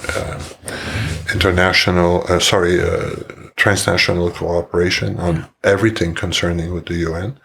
And countries have agreed that it's necessary. So clearly it's not just me saying we got a problem. No, we got a problem. Houston, we're in deep trouble. This is not happening the way it should be. But, when some of the main members of the UN sitting on the Security Council are basically at war with each other in Ukraine, well, don't expect them to be all friendly the next day in a negotiation of a new convention. Yeah, so you're saying there's a potential, for people who don't know, there was once a League of Nations that failed, and so the United Nations followed after, that there could be a 3.0 sort of imagination of where things could be. How do we do this differently? The internet is a fascinating thing because as much as we've all kind of gotten used to it, our laws, our policies, our relationships with other countries have not kept up. What relationship are we supposed to have? Even if you think of an individual, are you supposed to be friends with your colleagues on Facebook? Is that the community for that? Some people say no. Some people say this is only for family, close friends. Other people say, yeah, why not? Everybody can be my friend on Facebook. There's different approaches. And so on a personal level, we're reconsidering it. But the challenges of cybercrime, of elderly people agreeing to send over money to help a family member and losing everything over that decision, catfishing. We've seen new problems arise that have drastic impacts on individuals, but are challenging to conceptualize, to personalize to us, because when you hear of the grandmother sending that money, you go, well, what was she thinking? What a silly person. But even personally, my mother was once just right in front of me, and she got a call and she answered it, and the person was pretending to be me. And while looking at me, she started getting emotional because the person was pretending that I was in danger and in harm's way. And she started crying, thinking that it was me, even though she could see me. And so the problem isn't as simple as, oh, these are stupid people and these are smart people. It's like the emotional pull that individuals can do on you, whether it's online, whether it's over the phone, can be so devastating. The fear, to try and maybe use Darryl Plecas' circumstances, the BC legislature is a small fish. As you grow in size to the federal government and then to the United Nations, that corruption, it grows. It doesn't get less as you get bigger. Is that a concern at all from your perspective? Well, I know it was painful and probably a symptom of much wider corruption, but what Darryl got caught in is a tiny, tiny little bit of corruption. Corruption, when we were talking about SNC leveling earlier, we're talking about hundreds of millions and all this in different countries. Like this is getting big, right? Another example of this was, you probably know Dr. Martha Dow, also a faculty member at UAV. Yes, she was a past guest as well. Yes, I think I remember that. Her and I did a study for the UN on corruption in major sports event. So the Olympics, the World Cup, all of those other things. And guess what? Now this is the picnic, right? So hundreds of millions, billions sometimes are spent on getting ready for the Olympics, building an arena, buying land, all those things, Commonwealth Games, naming all of those things. This is a major, major feeding ground for corrupt people. Everyone has got their hands in there to try to get money.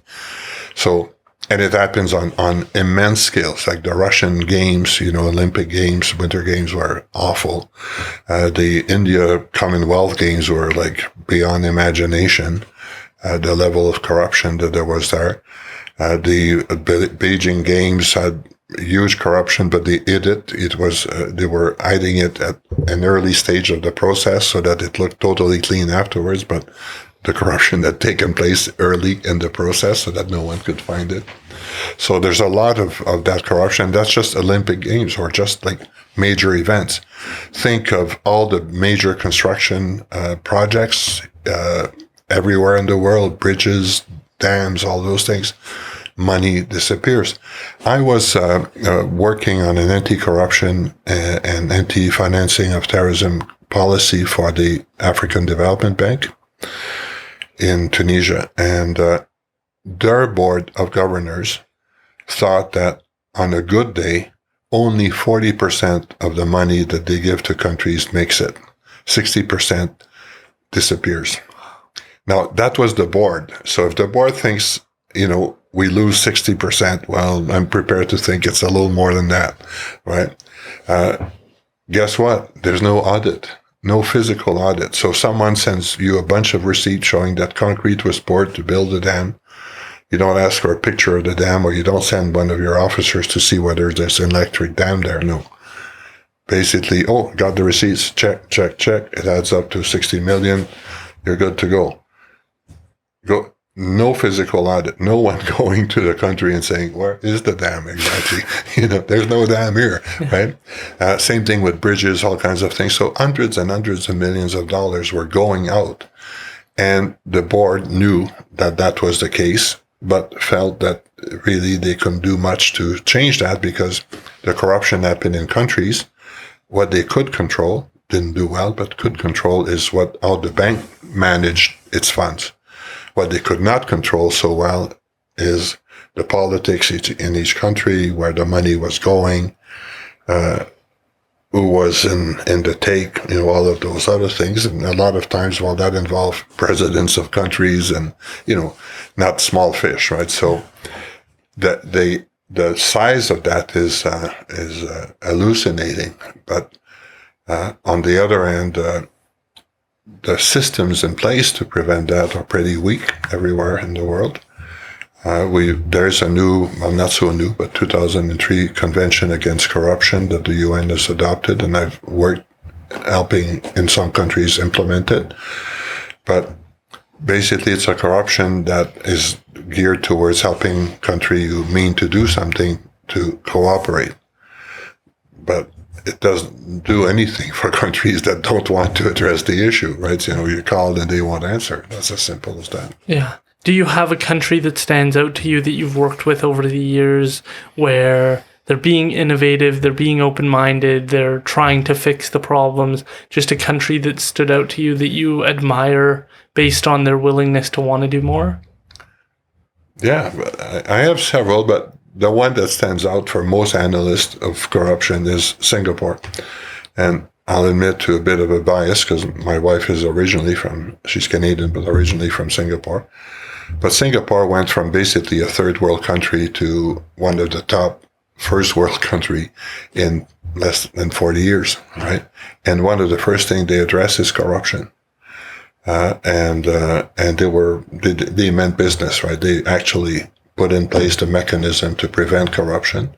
They also paid their civil servants extremely well. So they brought down the demand for extra money or all of that, and took all kinds of measures, training, can't go into detail. So that's one country that made a difference. Is it perfect? Absolutely not.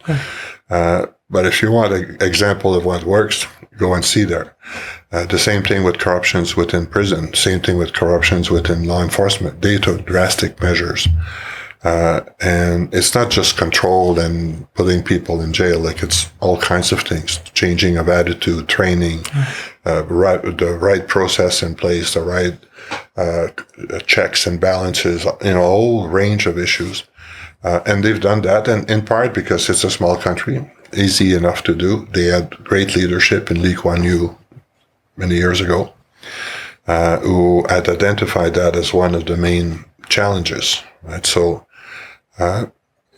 basically, it goes to corruption is part of governance, and having good governance is really a precondition for development. And that is true at whatever level you want to look at it. Good governance is important for a university. It's important for indigenous community. You won't have real development or whatever unless you've got good governance. And then good governance means integrity, measures to prevent corruption, misconduct, all of those things. And it works all the way to countries, right? So, and I think we're amazingly lucky in Canada. If you look at, the kind of corruption we have to deal with, and I'll grant you that there's probably much more than we know. But as compared to some of the countries I go in and worked in, it's nothing. We're doing,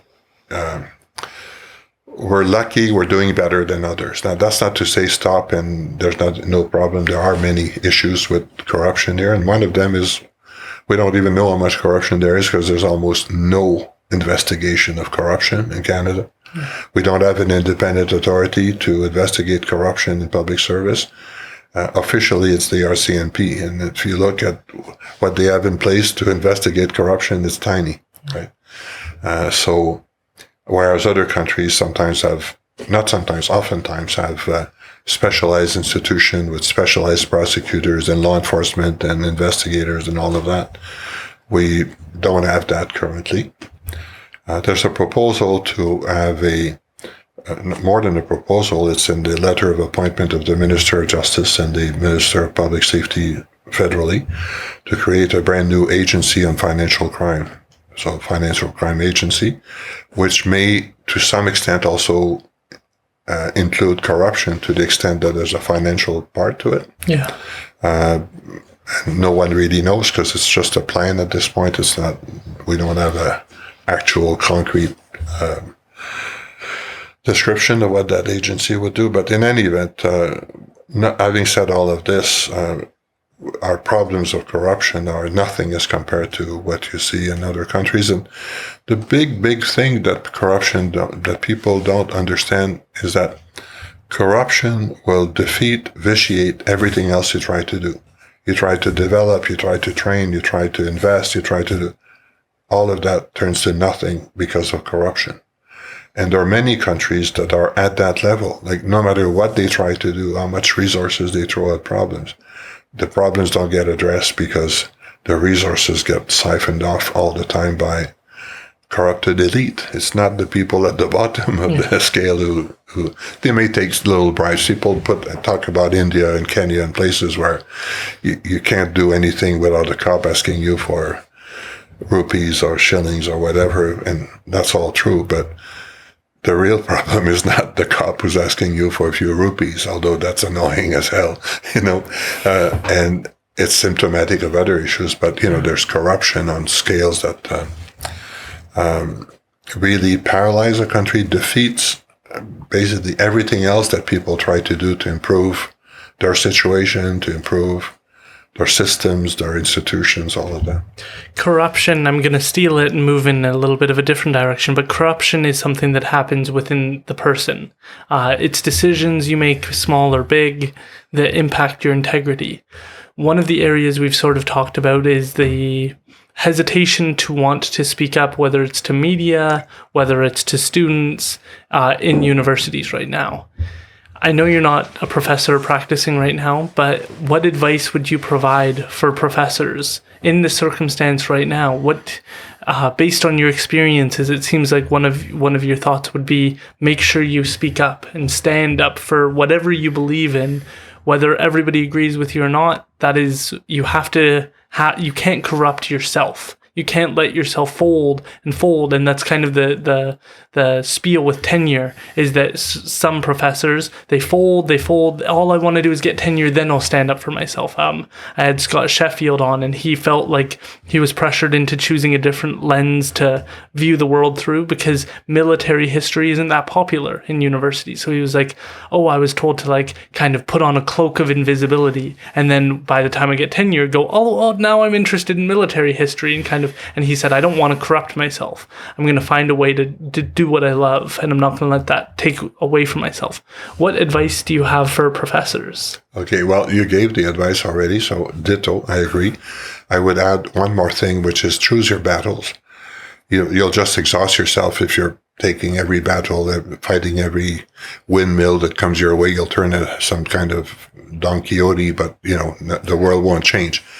So choose your battles, I would add to that. But I will share with you and your listeners a little story before we bring this to an end, because we don't have all night. But it's a story I tell my students, particularly when we're talking about changing the justice system and all of that. And I borrowed that from someone else. It's called the Clark Kent syndrome. And the idea that, at this point it's not safe, so I'm keeping my Clark Kent suit, and I'm not going to let the world know that I'm Superman, right? So right now I'm playing it safe. I'm waiting until I have tenure. I'm waiting until there's a right time. I'm waiting until there's a new minister. I'm waiting, justifying all the time that you're not doing anything.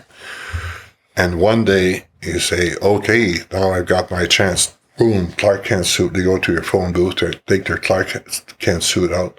Guess what? There's no Superman behind. You know why?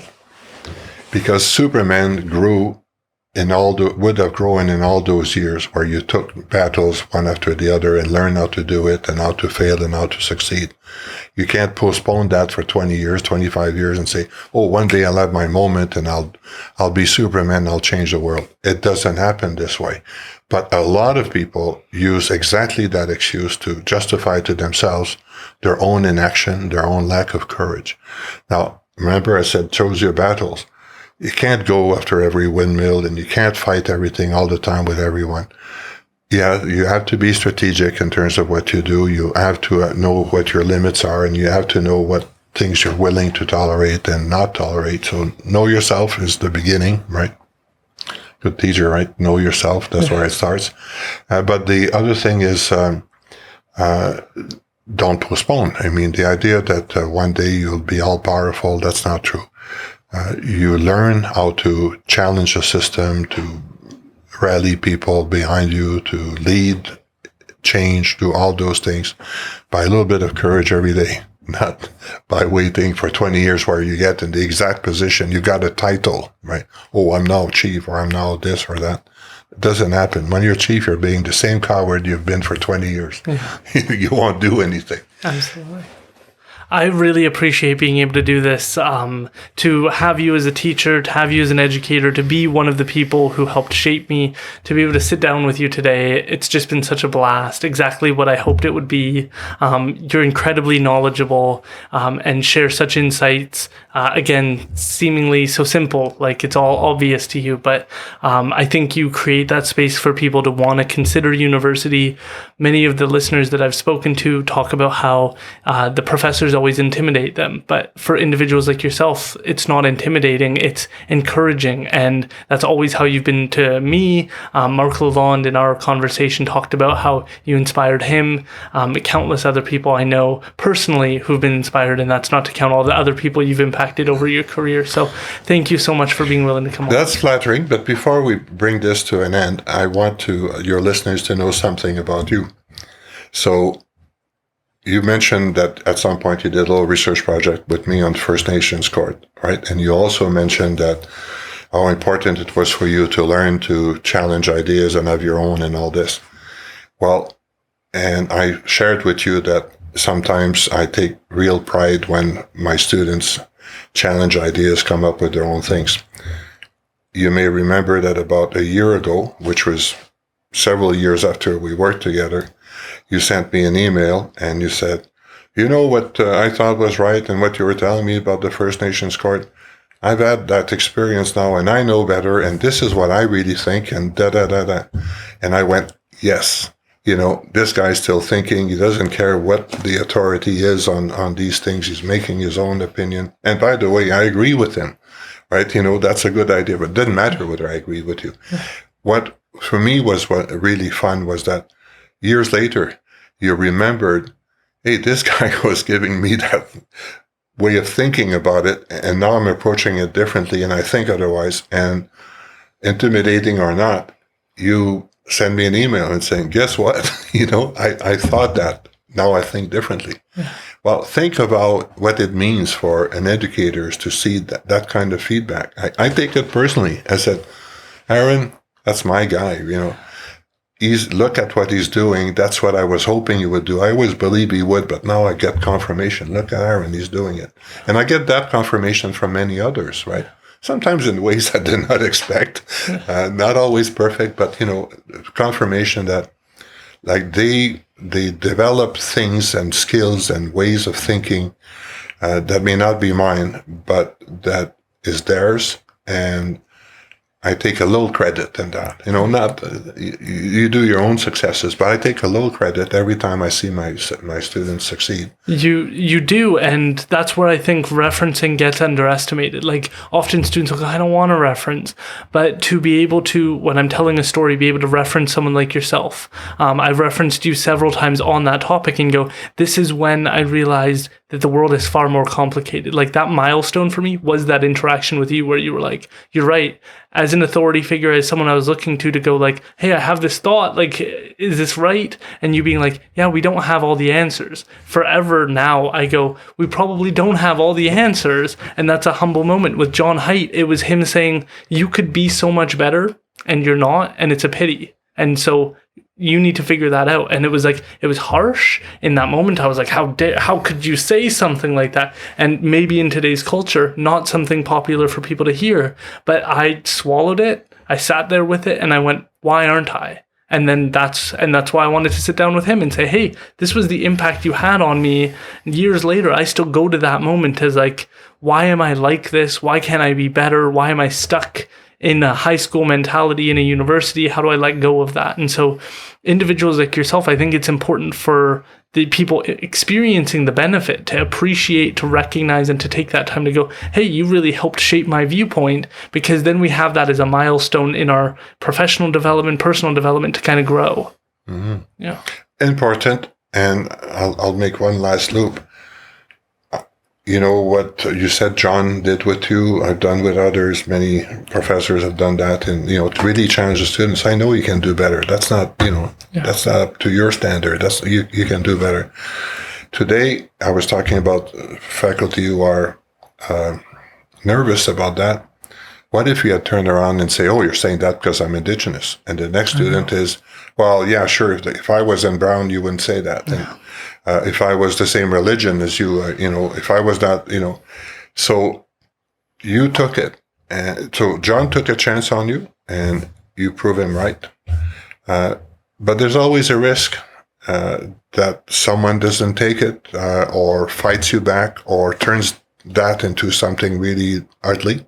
Yeah. So what I said about professors, yeah, I understand their concern and their fear, but they're not imaginary. Like today, every time you take those bold moves with students and tell them the truth and try to push them as far as they can and all that, you take a risk. But I don't think there was ever a time where being a good educator or good anything in professional was riskless.